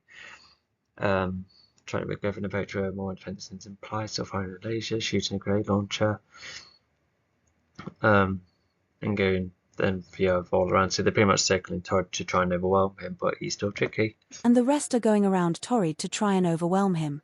Opus Nost skids all over Pod's shapeshifting. Yeah, it's good to have like a limited number of abilities because you can keep track of them all. Because even all this time I was like, where's the grenade launcher or even the concussions? And whilst the concussion you have to be careful with because the others could be too close. Well, they said the same could be said with the grenade launcher, but at least it will just affect Torrid that way. And be with a concussion, you'd have to be specifically hitting his head or face. Nice to gain some higher ground, and Arvin is on Opus Nost's back to add to the Oh, well, yeah, I can imagine that being really awesome. That's even an idea I've used in my first ever new animation, as in the reboot animation. Yeah, I've used that idea. close quarter attacks, slashing the cubes away, even managing to jab Torrid a couple of times. Yeah, so yeah, teamwork coming into play again. Yeah, this I can see being like a really cool idea, and yeah. With Arvin acting as Opus Nost's. Not to mention, because this is the first time Orphean faces a powerful entity who's not all about the hand-to-hand combat. So yeah, I can see how Abasnos might find it challenging, because I think when he was going to fight Zynfor, I reckon he thought he was going to be like slightly taller, but all about the hand-to-hand combat. But yeah, it just looks like Abasnos has messed up his own expectations. Projectiles. Not to mention Pod tried to jab his trident through Torrid while freezing him to make Torrid's surface weaker. But this plan backfires. Torrid forms almost yeah, cool idea, and always says that it backfires, so did it not work then? a living being that fights Opus Nost up close instead, testing Opus Nost's blade skills, and it encourages Arvin to get off. And even Arvin tries to fight Torrid himself once. Yeah, I can somewhat see why, but yeah, it's now Abasnos is preoccupied by like beings just simply made out of cubes. It could just be like a load of blocky beings. So yeah, because Torrid was probably getting overwhelmed. But I wonder if the ice did actually make Torrid more brittle. It might have, but yeah, it would have been nice to expand on that. What if Torrid, Pod uses like high heat instead? I feel like they could like melt Torrid, so it looks like we could be looking at a potential battle. Pod is fought off by a wave of cubes. Arvin goes from one evolved form to the next, with bigger claws. Yeah, he's pushed away again, probably battered. Body spikes, bigger arms, and firing a life force from his mouth. Despite being at his most powerful, even that doesn't do enough. So yeah, he's like changing himself all the time to make him trickier, which yeah, but as I said here, it's not doing enough. Even Opusnost And this is probably more the Such's advice paying off. becomes scared after fighting his cubes. Nicole then has an idea, seeing that Zamis' damage towards Torrid is not enough, only a Fighting it, well, I think they're referring to the cubes attacking him. Anyway, it should be a comma off the cubes. few body cracks and diminishing a cube here and there, whether it's Torrids or the storms. Nicole then contacts Opusnost to go and help Zami. If Opusnost temporary invincibility can intake force. So yeah, looks like what Sammy's aiming to do is still yeah. Well, I'm surprised because yeah, I don't think Nicole might have seen afar about how Haphazard having used his temporary invincibility at a point where he can like redirect the energy or absorb it, whatever. So that should have been clearer for hence why Nicole go and help Sammy, needs more help. And yeah, Torrid's Haphazard's going to use his temporary invincibility to intake like the saturation of the cube element, which is a really risky thing to do, but it helps Sammy out. Yeah, it looks like Torrid's getting a few cracks, and despite some advantages, yeah, it's still not enough. And Haphazard's going to help Sammy. So yeah, Nicole may have less beings around, but Sammy needs to help to diminish both the Storm and Amiku. Then yeah, I can see why. Because does Sammy get off the cube storm? But well, if it's trying to, I think there is a dilemma because Storm is going for the Residents, yet Torrid's going for the Legion. So I think Sammy puts more emphasis on either or both. So we'll see. Then it could help Zami get to the element better. Opusnost should have an apostrophe with an S. Agrees, seeing that power is not just about being more intimidating. Yeah, it's still quite a stretch, but it's using the Such's advice somehow. And Zami needs the individual strength of Opusnost. Zami sees that Opusnost has entered the temple via Zamis. We see more about it's not just about being more intimidating, and yeah, so it's another thing Opusnost slowly grows to learn. And he's the individual strength of Opusnost. Yeah, so once again mixing independence and teamwork almost. Cubes, and Zami builds up the door again once Opusnost is nearby. Zami explains that the procedure is rather difficult, thinking the Did that mean Opusnost broke down the door or sized through it, and then he's like, repair it, I'm gonna help you. I think that's what I'm inferring. Progress has been very minimal. Opusnost then stands opposite Zami, holding his arms. Opusnost then goes to withhold his temporary invincibility longer than he ever did, taking some of the power away from the element. This enables Zami to I can feel the pressure of it. Go deeper into the element, not only slowing down the storm more, which reduces the battering of the planet. I say to go 2 books ahead, because in book 5 they thought we could even do this with the amulets to go for Signfall that way, but even Dion etc thought no, I think I could get rid of you both, but no, I'm going to get rid of myself. And so yeah, it's a cool moment, it is cool technology, but I still do I still yeah I do, because yeah, losing Dion is a massive cost, but yeah, imagine losing Zami and Apostos instead, that'd be massive. I feel like they would only do enough to get rid of Signfall, but the universe would just have to repair itself by hand. But at least Dion could still seem out and about. Even Torrid starts to struggle with summoning cubes, and with many of his cubes evaporating from existence. Thanks to this teamwork, Opusnost understands more about what being part. Oh wow, so yeah, Torrid is not only getting damaged, but even his power is getting hindered. So yeah, while our Pasmas is making a big difference already. I feel like the storm's slowing down, well, it does make it less weird compared to Mechador's flooding, but I can see why Residents would be bothered by this. Of a team is about, and Zami is very thankful for Opusnost's help. Not only does this fight get hard. Yeah, I can see why, and yeah, Zami very thankful. Yeah, of course he would be. Harder, but the storm towards all the planets has been getting worse. The most deaths. Why? It should be easier because of the diminishing. I know Pasnos and Zami are away, but even then. Happened in a long time throughout the galaxy. Even it should be easy for the planets as well, because there's less cubes about and that. And this even risks those in the Deepar Fortress. All the allies are. Oh gosh, since the elemental wave, that's another payoff from the flashback. It's just the worst case of damage since that time. The fortress. performing all sorts of abilities to reduce the cube's activity coming Yeah, towards just to clarify, but yeah, I don't know what about Megatron and Morphos, that's unanswered unfortunately, but his 5 main goons in Zone 4 still at the fortress, so getting battered, and oh yeah, I think they use their abilities to try and get the cubes away, so yeah, it's kind of interesting to see the villains in danger, and I think at this point we're hoping that the cube store gets rid of them, but no, I think they're too powerful and stubborn to lose to this. them. A couple more are dead already. Mike has provided updates for Nicole now and again about the condition of the Earth, which is possibly occurring. But more allies, but more outside of the 5 of them. Oh my god, like I've been constantly pushing that notification back. Oh yeah, this is the last of them. Dion's got rid of a lot of them. Oh wait, no, there's one more Zavanai. That's it. There's 5 goons. Oh wait, no, hang on, there's 2 more that are dead. So I've really postponed that. I feel like that's another significant flaw. It's almost indecisive on one. I admit that the last page, couple of them and onwards, that's where Megatron and the Morphils, Sign 4 and the 5 goons. That's it. The 5 main goons that went to the Arctic and the Hash 2. On other planets too, meaning the Legion needs to hurry before. I guess for Tuvok could provide like a distraction and comfort whilst you're both doing your thing. I wonder what Mike is specifically doing. Maybe guiding the people. I don't know. Hopefully Retron's doing something. After his sneaky scheme with the satellite. Yeah, that should be clarified. And is it just the shelters? Are there like other defenses like turrets, for instance? Yeah, I just felt like that should have been expanded upon. But not to mention, well, actually, there is like some debating in book 4, but I said I don't think there's anything bad about the evacuation method. Nothing to debate about. Just would have been nice to see how many people it fits in, how beneficial it is, how good it is. But it still affects their lives. They have to go in every time alien activity goes about. So yeah, I feel like that should have been explored a bit more. Anyway. The damage increases. Also, why does Nicole need fuck dates? It's not like she can make it there, but yeah, it's not even clarified that Mike and Nicole are talking to each other for comfort. So yeah, they don't need to chat now.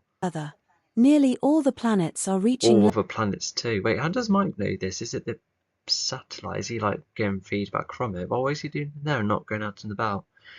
How does he know about the other planets? Unless it's just for the reader to know.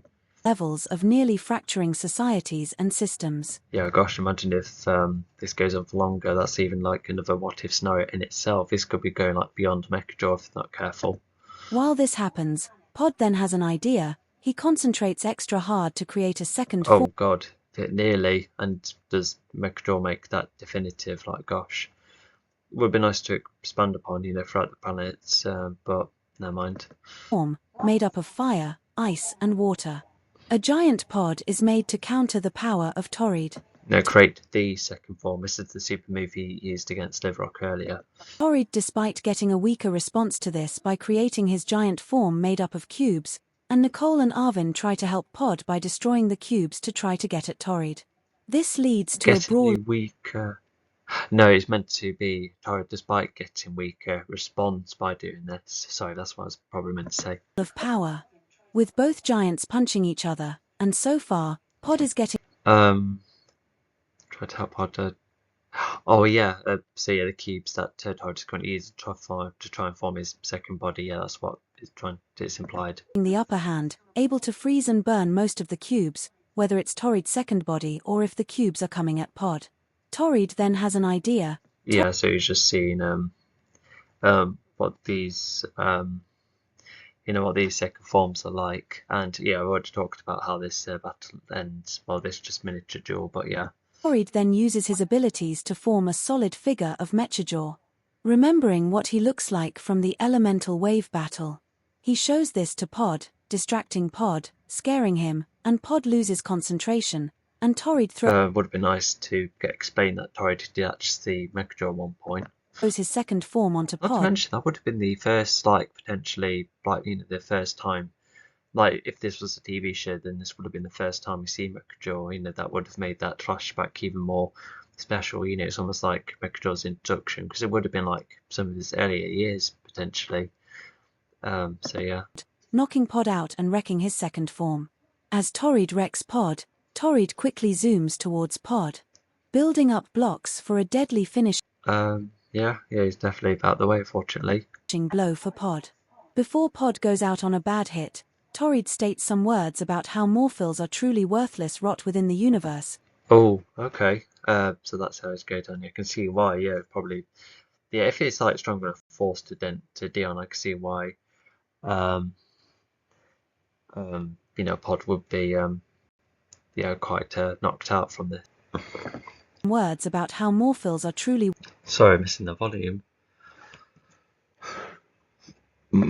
worthless rot within the Um, so let's just go back to building blocks. Yeah, so finishing blow.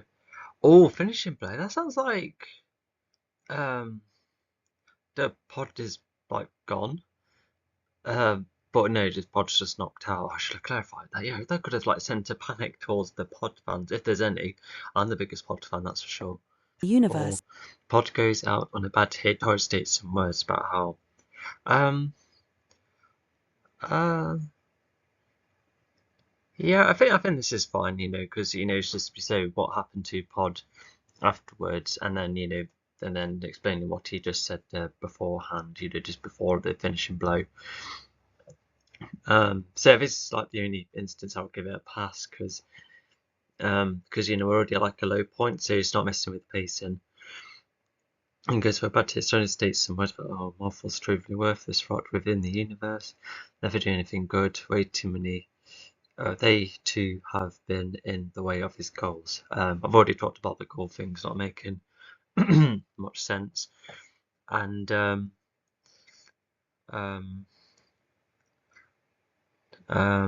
sorry, stalling. And my throat's getting worn out a bit as well. So yeah, I think all of that definitely needed clarification.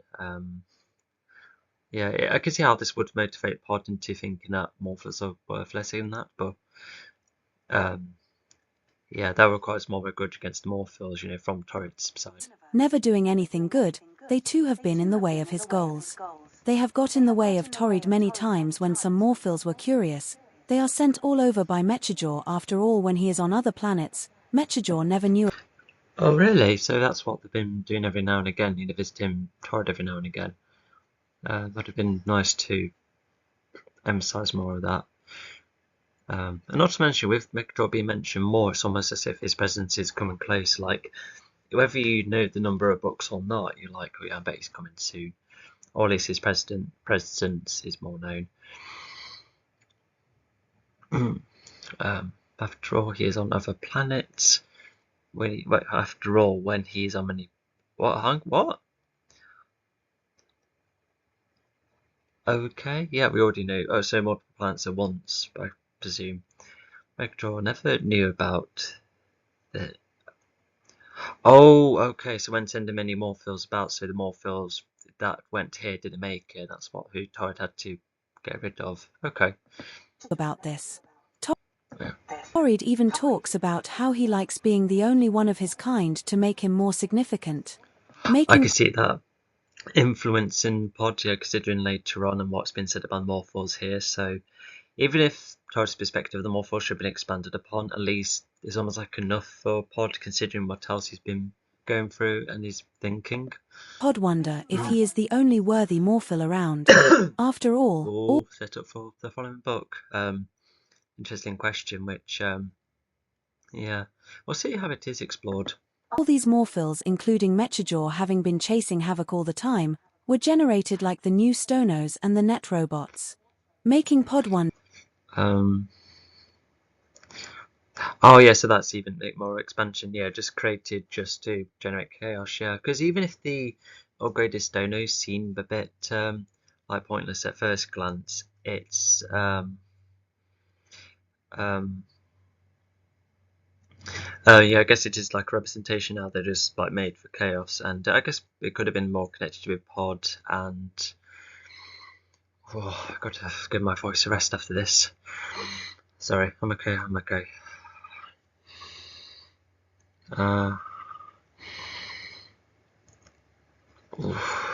Hang on.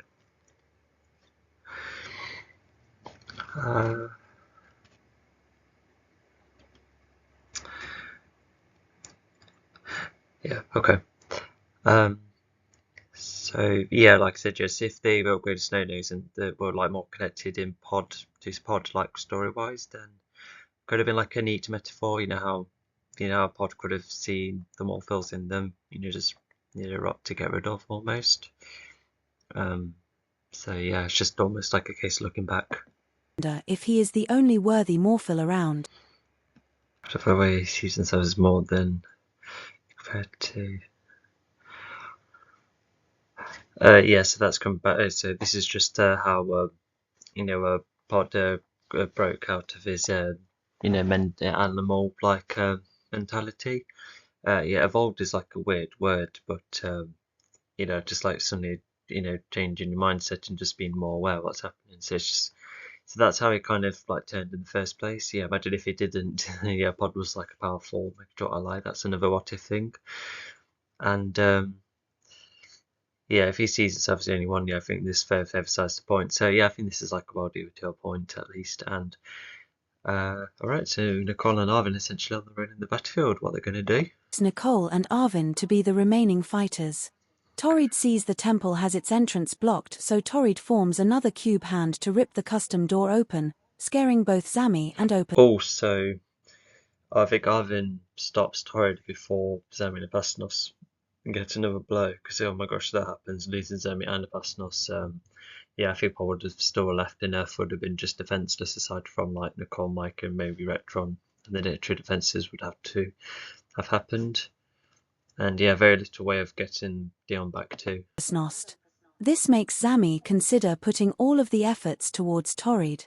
Not only. Oh yeah, see, I think Torrid so unfortunately all the input against the storm has to stop because now it's time to as it's mentioned, you have all the effort towards Torrid, and that does give Arvin a much easier time to completely erect Torrid, because I think despite putting all emphasis on the element against Torrid, I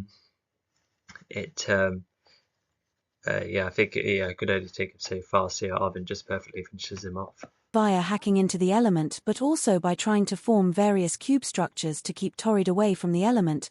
But sadly this means. Okay, so it's still multitasking. So yeah. Means the storm resume. And also this I'll just mention, then you can see how it's a bit of a trade-off. Is its normal speed. All those residents around resumes.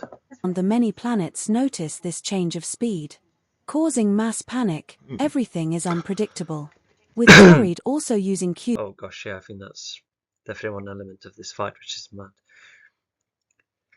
We tried also using keys to keep Arvin from getting away with him. Yeah, so just keeping Nicole and Arvin at a distance. But Nicole's at a distance anyway, but at least it would still slow them down. And yeah, Torrid is almost like in a panic himself. And Arvin then has an idea. And considering all the changes that have happened, what could happen in some future, then Arvin has an idea. So it's slightly reminiscent of when Dion decides to go where he's like, who knows what the future holds, but I've got to sacrifice myself for the future to get going, especially when I feel like I don't have a role in this world anymore. And because whilst this story, definitely tried to show how useful Arvin has been time to time, despite needed improvements. I think whilst Arvin has managed to adapt and get on at least, which would have shown something in an alternative timeline, but Arvin's like, I feel like maybe it's time for me to go. Like this is a fight that is not going make any significant progress. We've got to do something now to save the others, and you can imagine all sorts of those thoughts. So yeah. To keep Nicole and Arvin away from him, the fight is getting more desperate, and considering all the changes that have happened and what could happen in the uncertain future, Arvin then has an idea. He forms tentacles out of his body to grab all of Nicole's explosives. Oh yeah, so it's not just using his full power with the charging, but he's managed to grab hold of literally every single explosive on Nicole. So he's lucky that it's worked as well, I would say, because if Arvin just got whacked away, he would have sacrificed himself needlessly with just explosions being outside, and Nicole would most likely be on his own. So Zami and Pasnos would have had to put full input. which puzzles Nicole at first, but she couldn't talk to him in time, as Arvin uses all of his life force to make in time, yeah, which means yeah, Arvin just zoomed off, and yeah, I think a bit Nicole was like no, but it's a split decision that Arvin decides to make, so yeah, makes him yeah, the hero. make himself both strong and fast. When Torrid uses his cube hands to grab Zami and Opusnost away from the element, which knocks out Oh gosh, so even Opusnost and Zami nearly lost, especially being away from the element, but it looks like that's enough distraction for Arvin to get rid of him. Opusnost, Zami forms many lightning blasters around his suit to keep Torrid back. Even mixing it with cubes. So yeah, that's like his suit shape-shifting, and yeah, just really push it from the final efforts before it all crescendos. To add to the damage, while it is getting to Torrid, it is not surface damaging yet. Oh god, firing cubes as well as lightning, wow, what a combination. And Arvin helps Zami by making the biggest tentacles which grab Torrid away from the temple, grabbing Torrid towards him, while Nicole continues to as he's running in that. Nicole and Arvin must be quite far away to do that. But anyway, yeah, the biggest tentacles, yeah, cool. Grabbing Torrid, and yeah, Nicole like fires at Torrid too as like a, almost like a distraction. He probably would like fire at the face because it will probably be blinding. Fire at Torrid, both Arvin and Nicole's explosives blow up, which finishes. So even if they don't want Arvin to go, but Nicole, the best thing she can do right now is help Arvin save the universe. Both Torrid and himself. Both have vanished from extinction via a massive explosion, and the fight is over. At another time, maybe Arvin. Oh yeah, extinction is a strong word. Yeah, they're both last of their kind for now until they come back thanks to the Titrons bringing them both back. Yeah, and it's yeah, and also this line down there, it's a bit blatant, but he's still got the idea even with or without that line. And yeah, the fight is done. So yeah, may have gotten used to the changes, but as the least flexible regarding the future, it was noble of him to give up his own life to help the future of others. He was part of a collective, and it was too blatant, but still nice. Fun while it lasted. Both Pod and Opusnost wake up from this, plus they can see the cube activity has also stopped, with Zami sensing her motor that the storm has also. Does that mean that the elements stopped, or was there like news feeds better than no? I'm a bit puzzled, but at least I know, this is like more of an indicator that the battle is done, and the Opusnost and Pod were knocked out, and they both completely woke up, especially from an explosion, from the explosion. Stopped. The planets shall not be battered anymore. But most. Oh, that's how you found it. Okay, that's fair enough. Of the damage has already been done. Buildings have collapsed, lives have been lost, and the lands do not look the same, with most of it being made up of cubes which have landed on the ground. While the Legion is all worn out. Oh yeah, even that's something I kind of expanded upon, because there's some races that try to mine off them, etc. But I felt like Earth could have done way more of them, but maybe Nitro was just the easy course good for. But yeah, cubes everywhere. Yeah, everywhere you look, they're just there. So yeah, I can see that being very irritated to keep looking around. So yeah. They are mainly sad that Arvin is gone. Aside from a couple of instances, they never saw the full picture that Arvin had never been happy with the changes. He has been hooked by nostalgia when everything. As mentioned earlier, it did adjust, but it was definitely going too quick, and yeah, hooked to nostalgia. Yeah. And even the future would be unknown. Who knows what the future could be like? Will the Legion still have its fan base? Would anyone consider joining the Legion? I feel like the comma should be placed in there, and not only is this, it's also a partially repeated sentence. So yeah, it's just going to question the yeah. So yeah, some proper cliffhanger right here. Would Opusnost or Pod stay?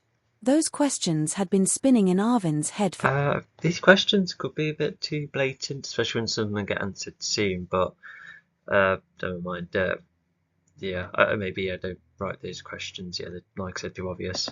For ages, Zami and Nicole are distraught. Opusnost is. Oh, they were inside Arvin's mind. Okay, so yeah, he probably had way more alongside these, I can imagine. Yeah, so he must be like quite overwhelmed. Still sad despite not knowing Arvin as well as the others, while also wishing to know more about him. And Pod is. Yeah, he bonded with him for a little, so yeah, that's fine. Yeah, for Apostles have a more of a muted reaction, but yeah, Zemi Nicole, yeah, absolutely. And Pod's angry, isn't he? Angry, feeling disconnected. What makes matters slightly worse is that after learning that the Gosh, I can Titanrans are imagine. trying to resurrect Yeah, I can imagine. races, the Legion has now been responsible for two. No more Graditis and no more Evolos, for now, and while the Titanrans would be happy to help, this adds to the dread. So yeah, unlike the upgraded stoners, where that's weird for why they felt bad for getting rid of the lot because they were all artificial and made just for violence. When here, this is definitely a warranted reaction. Two races have gone. Two last of their kinds. Granted, that could have been set up earlier to really add to the dread more, and even with the Titans going back, but not to mention like the Legion feel bad that the Titans have to resurrect two more races as well, which I can imagine could be hard work, even if you don't know the full picture of how the Titans do the job. So yeah, quite a sad ending. We've got one more chapter. Let's see how that goes. And yeah, the picture is obvious here. Tilda Chapter 46 Aftermath. The Legion returned to Earth, with Mike waiting on the ground, letting them know that not only had there been no additional allies, but they already knew that this next attack was the fault of the Legion. Oh, okay, yeah, I think, yeah, I don't know how Mike got these answers. I think the other aliens might have said, oh yeah, I've already discussed this earlier. But yeah, the Legion they haven't heard about the satellite at all. So yeah, Mike telling them would have like shot the Legion because they're like, wait, hang on, like nobody thought to personally assist us. Like, yeah, yes, there would be a attack helping their own planet, but not even us. And also the Legion, being found out that it was partially their fault. Yeah, I can imagine that being like really tough and that. Puzzling the lot. Even the Legion manages to take Diane's body back to the base to try and wake him up. Oh, okay, yeah, so they brought his Theon's body, so he must have reduced all of his weight, didn't he? I think book 4 helps clarify that. And yeah, so due to all of it being the Legion's fault, they seem to have less agency. And but yeah, looks like Rectron is allowed to take the body off them, which it's not like Dion's like Earth's property, so that's a bit confusing. But I think it's just trying to sell the idea about how Rectron could have like the leverage again, especially with the President later on. And if it's Legion's fault, then that means, yeah, I think they're banned from like leaving Earth because of what's been happening. By leaving Earth, all of this has happened. Even if, well, they probably could say something like, well, they've got Dion trapped, so they can't exactly get the work to him. But they could have sent the aliens away to keep Nicole. But they do that later anyway. But why keep them on Earth? Or I suppose, like I said, it's just to prevent any more dangers coming in if there's something bad happens every time they leave this planet. Because, they used to do well with just solving crime here. So yeah, it should have been a bit more clearer, the lot, but never mind. But Retron, who will have an advantage over the Legion, has an idea for what to do with Diane, or if anything where to place Diane. Regardless, Mike is very... I think that's probably was what got so much thought. Okay, sorted. Yeah, I think it's probably left as a mystery for what happens to Dion, but at least we do find out the following book. And yeah, of course, Mike would be sad about Arvin as well. Very sad that Arvin is gone once he is told the news. And he already sees in Pod's eyes that Pod is not as much into the Legion as he was. Mike's would have to lead the Legion. Well, probably from Pod's perspective, but looks like Mike, yeah, is understanding of that, and I feel like maybe, well, Pod going out about means that problems could be solved, but Sam and Nicole probably aren't convinced because everyone needs help, and yeah, the Legion still needed, because they've come so far into decreasing the violence across the universe. somewhat understands that Pod would have to leave the Legion someday, considering that what Pod is aiming for would have taken too long to do considering everything else. There are And yeah, with the complications happening at the moment, yeah, I think Pod's like, no, I'm definitely going to sort the problem by myself, and you can get wrapped up in everything else. many problems like crimes that would have been required to be reduced. With the Legion back, a funeral is planned and happens a week later, as well as Arvin's funeral, yeah. Yeah, so it's implied that there's many more that happened, and even on other planets. But in this case, the book primarily just focuses on Arvin. I think it goes in detail how it plays out, but regardless, what happens after is pretty sad. Arvin's funeral. There are a dozen funerals not only within the Earth but also on many other planets. This had been one of the worst kill counts in a long time, and all of this weighs on the Legion. This also shows that if Torrid was kicked out Most of it, at least. of the Legion or spotted any signs, then none of this would have happened. The funeral Yeah, although if Torrid got kicked out, he would have gone ahead with his plan anyway, making the Legion. Actually, no, maybe they might have been more prepared because of the Atone um, and maybe Dion could have could have flown alongside the Legion simultaneously then. So I can see how those alternatives or spotting the signs could have like helped, or maybe what they could have done is like subtly call Dion and go like, oh, in a bit, or take down Torrid because he's been contradictory and if he has something not right about him, he seems to be seedy, etc. But that requires evidence, like I don't know, unusual activity or accidentally leaking his own intention somewhere somehow. I don't know. was small, only a few servicemen and public members came. But the rest of the Legion Not to mention they would have they were way more servicemen than they'd usual, weren't they? So either some have left or a good portion have sadly gone because of how significant the event was. So I could see either way being the case. Mike, and even the president all came. Even Arvin has his own grave, which was the final part of the funeral. Even Nicole found a bit of his fur on her armor, something she will cherish, if not use for research purposes. The funeral had other She instead gives it to the Titan, which is still like a good third door, and a bit lucky that she has the fur on, but fur gets stuck on many things. So yeah, it's like a more not only a souvenir at this point, but if the Taltras can bring the race back, then yeah, jolly good. Race Legion, Mike Teeling, President. Yeah, it's only like some bits of how the funeral played out, but the most significant thing is the Pizzo and grave being placed. I think it's a place that might be revisited once more, but I guess we'll wait and see. parts too, like his favorite songs playing and some vegetation to decorate the indoor. Oh, what's his favourite songs? ABBA. It's like he's in the wall at the base after all. I can see that being the case. Yeah, just going for the more sentimental ones. Yeah, absolutely. I can see how a lot of them could work. Deer vegetation, yeah. Jungle vegetation. Okay, cool. He liked the jungle apparently. I suppose he did go through a couple of forests, so maybe that's what it's coming from. Like more nostalgic of the first book. Because there's natural jungle, but that was more of a book 4 thing briefly than book 1. But still nice to know a bit more about Arvin. Of the service with jungle-like vegetation which he used to favor. The funeral itself goes well, but because of this massive blame on the Legion, the president and many other politicians all agree that the Legion should take a step down, stay away from all the planets and not be the face of Earth's defenses. This does disappoint the lot. Yeah, I guess so, because if they were told later on about I still don't understand why Dion's locked up. Maybe it is just to decrease the risk of the hostility that could be still within him once the Legion explained all of that. So that's a good reason that could have been explained, because even when Dion comes back, it is consequential and it did take a lot to bring him back. But with Pod in the past not all out there, and if there are other powerful entities like there could be like, well, Titans such as whoever he explained, they could do the work for us because we're not risking Earth anymore, and we're just going to have to make this whole planet well defensive without any of you going out and about.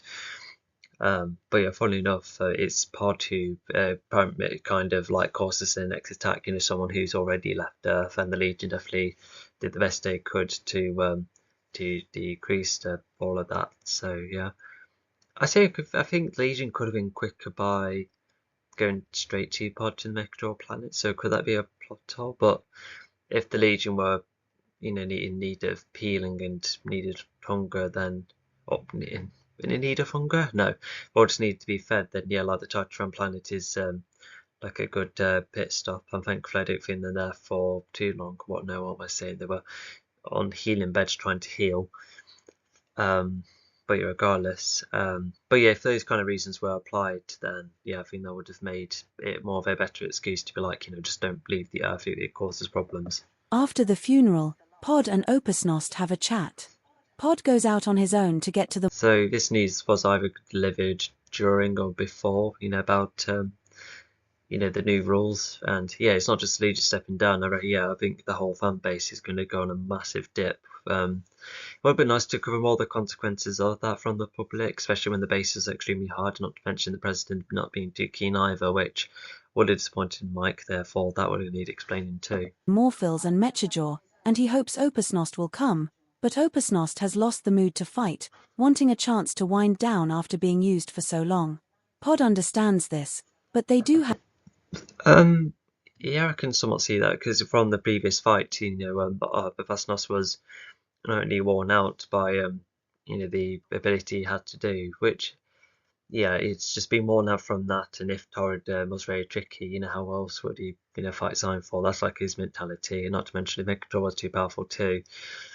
And yeah, if he has been just like misled for all those years, then yeah, I think I can see why someone like him would kind of give in, because like so much has happened after being used as a violent goof for someone else for so long, especially when he thought he was in the lead. So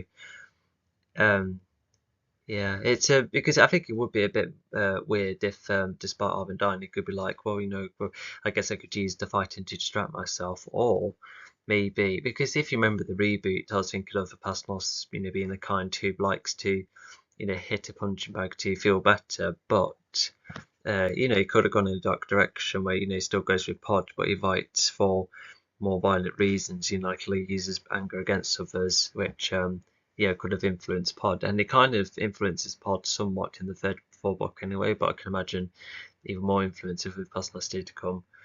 And I guess it makes you wonder, why not? Because he was partially there in the second book, and I guess it was just to have the books stick to each individual. Like Hellwolf has Hellwolf is in season book 2, Pasnos and somewhat Torrid in book 3, the Titan's in book 4, despite a minor introduction beforehand. So yeah, I think that's how I want to present the story, which made it more special when they all come together at the end. But yeah, I still like the reasons for him stopping regardless. Have one last trip together, off to their trip. To the aircraft planet. And then, oh yeah, they go off to Garrett, don't they? Yeah, it's next time you see them both. So yeah, Pasnos definitely is like, but not as much screen time as Dion, but he's definitely afterwards. Yeah, he's there quite prominently throughout the entire story. So yeah, Pod's going to go to Mechador and Morphos as well, finally. Garrett. Before they leave, Nicole tries to talk some... And it has been spoken about before. Well, it's mainly spoken to Sammy, but maybe Pod might have overheard this, more inferred but not explained. And but yeah, it's just like a different settlement, somewhere that's not very reminiscent of fighting at all. Even Pod has his own decent disguise in book 4 too, so there is that. Although I wanted to have Basnos disguise himself, because he might have been newsfeeded everywhere. Oh, especially in history, and the rumours could have spread. Not specified, but definitely inferred. And yeah, because there's something in book 5. Sense into him, but to no avail. So Pod leaves on a bitter note. Even Mike appears, What did Nicole try and say to make him stay? But regardless, she was not having it. Trying to get Pod to talk, and while Pod becomes hesitant to leave Mike, but ultimately explains that he is ready to leave the league. Yeah, because Mike's been like a very handy chap throughout all of this. So, and yeah, and not to mention that wasn't really other than book 1, but that was implying that Pod was going to stay, especially save Arvin, but now he's gone, and many other reasons. Yeah, he just feels he just needs to go, especially if they're not going to be allowed to leave. So if he leaves, then yeah, it just might benefit Earth more. Well, once again, inferred but not explained. It explains that he's ready to leave the Legion. He has concerned of the Morphils. Yeah. Legion. He is going to sort out the Morphils while the Legion can do whatever they like. And not to mention, another thing about Pod is that if he's been looked after for this long, it's almost like a minor coming of age, and he's been used as a creature for a very long time, and then he managed to settle and find his purpose with the Legion, but now he's found more of himself and doesn't really have a reason, to just keeping it here, other than very little of Mike. Yeah, because why people need to get going. Nicole and Mike understand in silence, and so both Pod and Opusnost set up the newly improved comet front and left to the sky. There have been a couple of things Pod had done first before leaving. Makes you wonder what happened to the other created ships, when maybe Zami diminished them, or maybe like sold them, gave them to Gareth and Nahash too. I don't know. I don't think they would. No, but no, that's a plot hole. I don't know what's happened. And not to mention, Zemi has 2 walls in Matone now. That's not addressed either. I think it's just to keep this chapter in a somber tone. But even then, the following vehicle should have been addressed. Firstly, if finding the Morphils and the likes of Garup, Pod requires the Green Ape's GPS technology, and he also uses Mount Lebanon to place her motor in a safe place. And so that's how he finds it. And yeah, I don't know how her motor is contained in the first place, but I'll have to put it in there. So whilst the Legion faced other bits and bobs, I'd really say the Legion, because Pod's kind of out of it at this point. So he has the GPS to himself. He's the one travelling after all. And Black Mount LeBon comes back. It becomes the Mount used again. It's kind of convenient it was still used as like a safe haven, but still a safe place, definitely, for quite some time. He's even survived Mercador's flood, so that's something. Now that Earth... one form of energy protected. It's so weird because, 3 energy was on Earth, and then now they formed the 4th one. That one is now safe, so it's like a massive swap, but of course the other elements are like well spread out and well protected, so at least that's on the good side of things. Has one form of energy to protect. Not to mention Pod and Opusnost get rid of their collaptors, properly... because not to mention I think they're all out of choices for who else to give this energy to. Disconnecting themselves to the Legion, simply chucked on the floor for Mike and Nicole to collect later. Definitely add into it, No thanks to the fight from a week ago, Opusnost had lost they probably might give it to them back later on. I think that's what's said later. His interest in fighting. If he struggled against Torrid, then how could he top Zion? That's repeated information, but go on. Fighting will never be as fun as it was. Okay, it is expanding on it, but I think all of that expansion should have occurred earlier, with exploring more of Abasnos's mindset. Zami is too sad, and so tries to see Nicole, but Nicole pushes Zami away. Nicole may learn that less is better when the team works well. And Tilda chapter 46 Aftermath. The Legion returned to Earth, with Mike waiting on the ground, letting them know that not only had there been no additional allies, but they already knew that this next attack was the fault of the Legion, puzzling the lot. Even the Legion manages to take Diane's body back to the base to try and wake him up, but Retron, who will have an advantage over the Legion, has an idea for what to do with Diane, or if anything where to place Diane. Regardless, Mike is very sad that Arvin is gone once he is told the news, and he already sees in Pod's eyes that Pod is not as much into the Legion as he was. Mike somewhat understands that Pod would have to leave the Legion someday, considering that what Pod is aiming for would have taken too long to do considering everything else. There are many problems like crimes that would have been required to be reduced. With the Legion back, a funeral is planned and happens a week later. As well as Arvin's funeral, there are a dozen funerals not only within the Earth, but also on many other planets. This had been one of the worst kill counts in a long time, and all of this weighs on the Legion. This also shows that if Torrid was kicked out of the Legion or spotted any signs, then none of this would have happened. The funeral was small, only a few servicemen and public members came, but the rest of the Legion, Mike, and even the President all came. Even Arvin has his own grave, which was the final part of the funeral. Even Nicole found a bit of his fur on her armor, something she will cherish, if not use for research purposes. The funeral had other parts too, like his favourite songs playing, and some vegetation to decorate the indoors of the service with jungle-like vegetation which he used to favour. The funeral itself goes well, but because of this massive blame on the Legion, the President and many other politicians all agree that the Legion should take a step down, stay away from all the planets, and not be the face of Earth's defences. This does disappoint the lot. After the funeral, Pod and Opusnost have a chat. Pod goes out on his own to get to the Morphils and Mechajaw, and he hopes Opusnost will come, but Opusnost has lost the mood to fight, wanting a chance to wind down after being used for so long. Pod understands this, but they do have one last trip together, off to their trip to the aircraft planet, Garup.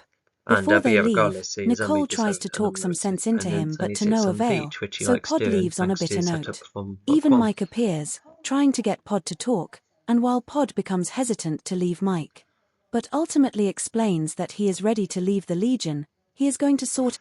Um, yeah, because yeah, that foundation is still all theory, etc. It is still true with the the variety in both this one and the other one. So yeah, because the numbers may seem low, but at least still work out. So that's still true. It's just a massive low point on the Legion's numbers side of things. Out the Morphils while the Legion can do whatever they like. Like mispresented the Legion on social media. Understand in silence, and so both Pod and Opusnost set up the newly improved Comet Front and left to the sky. Oh, his favourite. Okay. I would have liked to know a bit more why, but yeah, I think yeah, it's just adding more of Arvin's last year does really get to them. There have been a couple of things Pod had done first before leaving. Firstly, if finding Oh yes, so yeah, the president's not in their best mood, but we but yeah, but Retrons was like, no, you're gonna listen to me right now, and so yeah, what's this?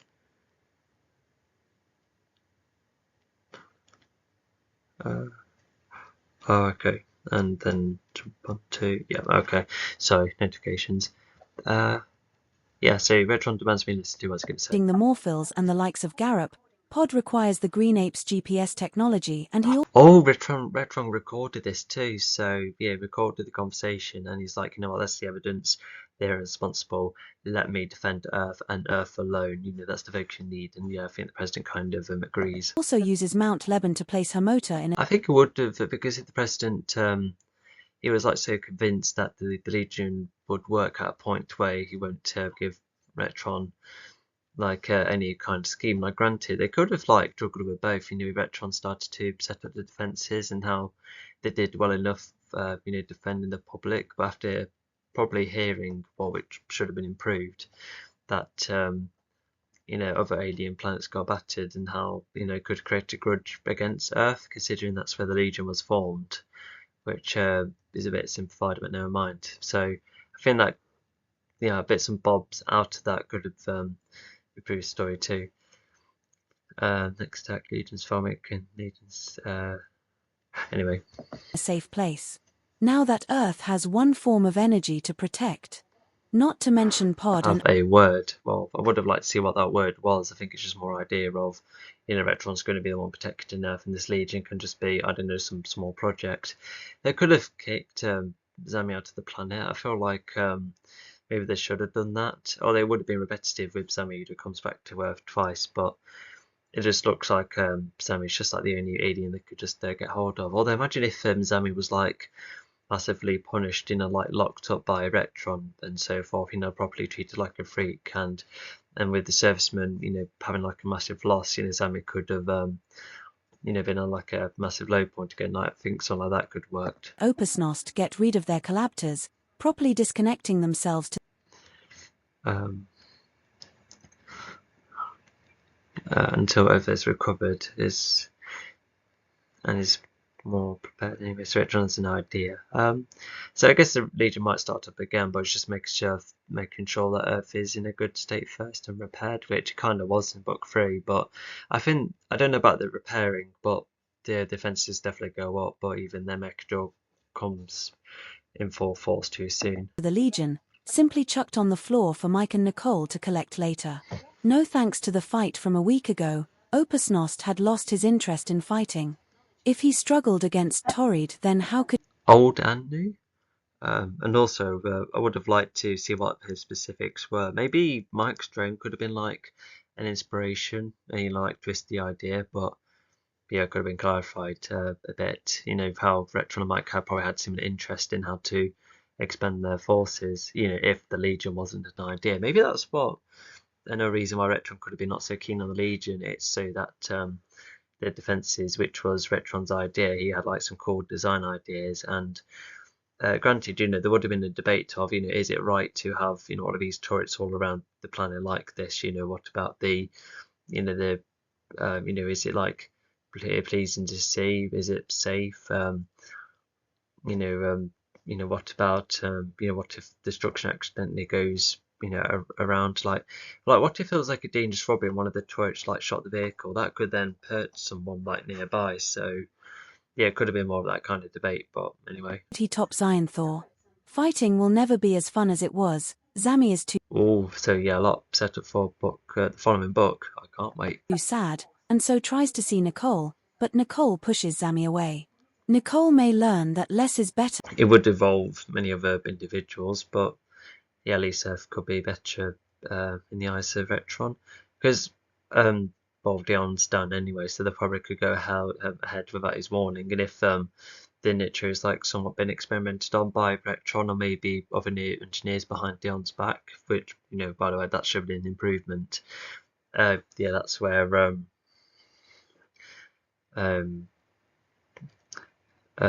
starting when making partner decisions we see Tammy. Oh, sorry, I just lost myself. But yeah, just so yeah, if they know already had like some awareness of how the Nitro technology works, then yeah, looks like they can just go full force if they already know how to use it. When the team works well. But she still has lost 4 members as a result. Who knows how the Legion will build up again? No, okay. Also, after Arvin's funeral, Retron goes to see the president. The president is sad about losing Arvin. So yeah, it's a nice area despite the keep being around, but I think he will block away too. I bet he feels ashamed of having an ability that shares a foe, a foe that was responsible for Arvin's death and the Legion splitting up. There's a lot of keeps all over. So yeah. He was his favorite member of the Legion, not really in the mood for Retron. Retron slams the desk and He should say he is into the right stage, just all alone at this point. Demands to be listened to, even using his collaptor to demonstrate a call recording between Nicole and Mike, proving that the next attack was the Legion's fault, making the Legion concerned. Shocked by the evidence, Yeah, a bit blatant, but at least it is outlining the consequences, and once again, it adds to a really interesting cliffhanger. President is going to have a work with Mike. Considering shrinking the force of the Legion to prevent another situation like this again. I'm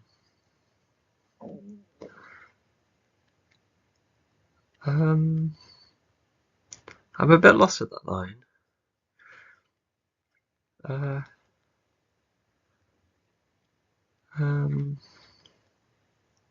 No, I don't know what that means. Until the Earth has recovered and is more prepared anyway.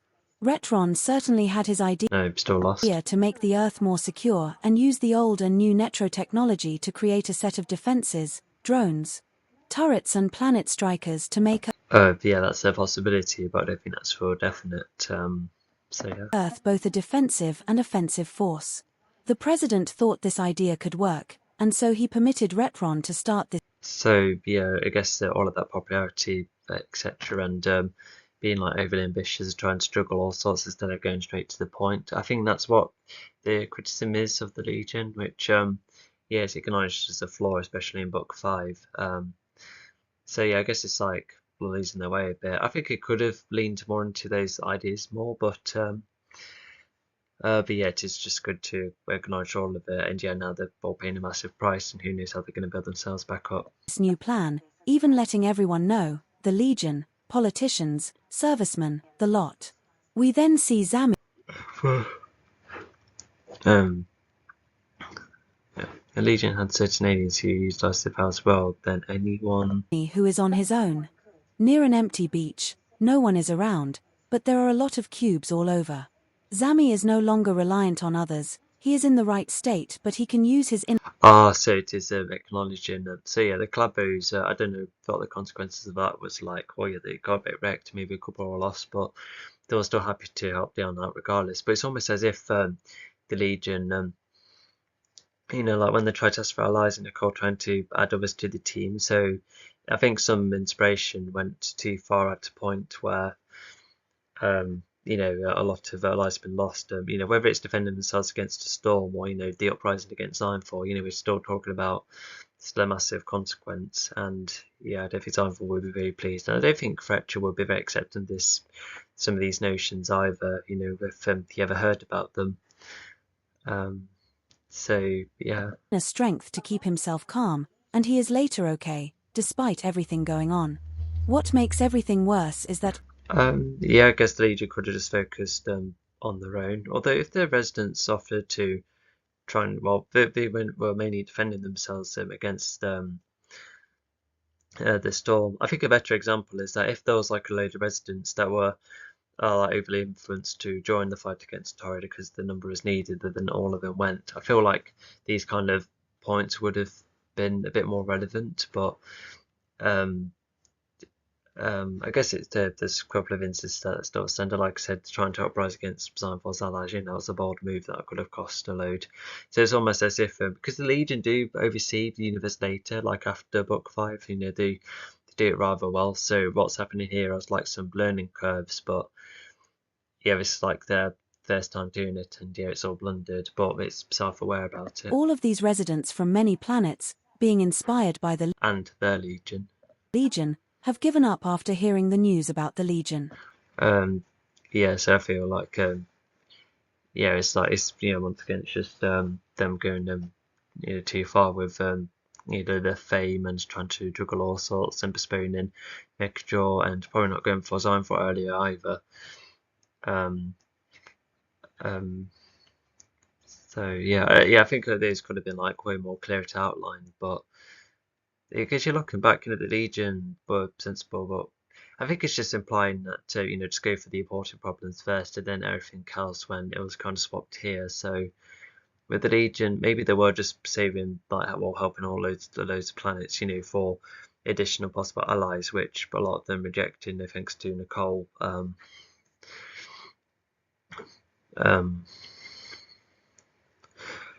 uh, Sorry.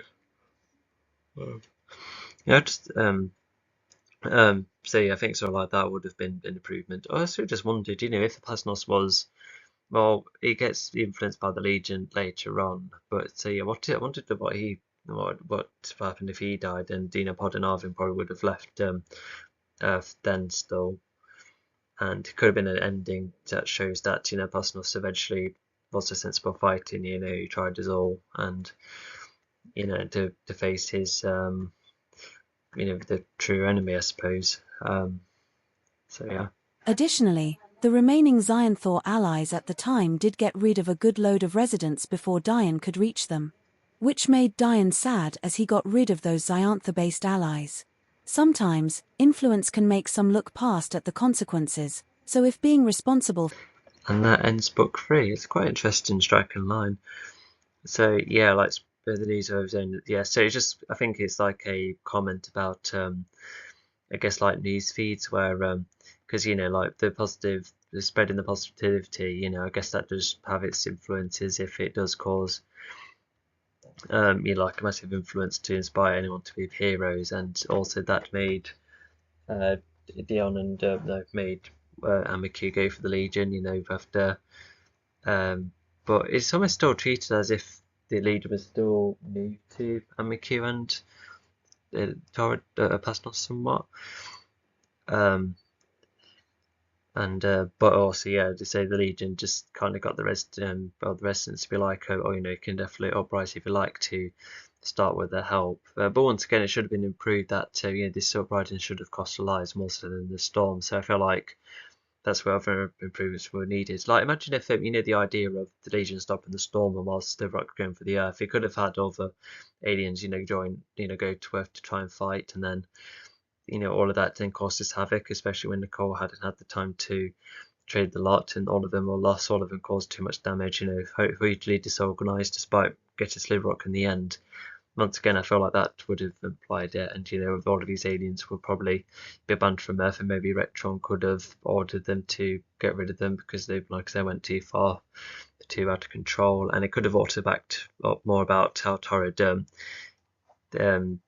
like not only is it a bigger team, not great, but if a race is too mixed, then that could be consequential. So yeah, even that could have been like another improvement as well. So yeah, I really like the ending line. So yeah, just a huge portion of the ending. Yeah, just needed like better events and more clarification to make that better. But yeah, now it's time to conclude book three. So definitely the most inferior, I think, as you can see from this. So it definitely has like a lot of cool moments, like the fight scenes, a couple of conversations, especially. Um, my favorite conversation is where they talk about the abilities on the Such Plan. It was like kind of cool. And there's a couple of moments every now and again. You like how um, you know um, you like a couple of Arvin moments, and the parts where the arcs were getting hit were kind of cool. Some parts like Arvin getting sad and Potter being annoyed about them offers being delayed, that was kind of repetitive. It was just almost like their reaction like for nearly all the time, but at least I had other moments. And world building, yeah, just by the improvements, Nahash choosing the mixed area, if you see Titans as such as who were big players, get to see a bit more of them and learn way more about the elements, of course, which is the best part for me anyway. And fortunately, Torrid is probably the most confusing written character, which is a real shame. I feel like that weakens story more. Pastos is really cool. He may start off as too unlikable, but he really changed the story. I felt the change involving him. So yeah, that I like. Um, so yeah, I think sadly, I think it has less good moments. I think in this one, because not to mention most of this is because talk about loads of improvements, what if scenarios, alternative timelines, and but yeah, that's all like one thing. But this story had the most times where I thought, if I did this, then that could have been a better story, with similar to the same outcomes. And yeah, this was just definitely the most with this one. Yeah, because you could really tell I've struggled with this one most because the structure isn't as good as the other books, the villain isn't good as the other books. The Legion dynamic is there's parts of it I like, but yeah, I think book two had a couple of headiness which I didn't like, but I think the bouncing off between all of them was okay in this one, by a couple of moments. But I feel like having most of the book on the flashback, does like pause like the character moments between the modern cast, which is like a bit of a shame. And yeah, very significant plot holes from time to time, and yeah, it's I feel like despite once again even if there was a lot to improve, the cliffhanger at least Gushu, and also just learning more about the world. I think that once you read the following book and even the one after, I think it does help with one quite a bit. I hope it does anyway. But yeah, I think a lot of things should have been played out differently, for the benefit of the structure, the continuity, a lot of rule stretches as well. Not to mention the storm didn't make any sense at all. That was a bit put off by. Yeah, I didn't like those. The upgraded Stoneos are lame enemies too. The other armies are way better in the other books. Even the sequel is better than this, and that had like the hugest cast.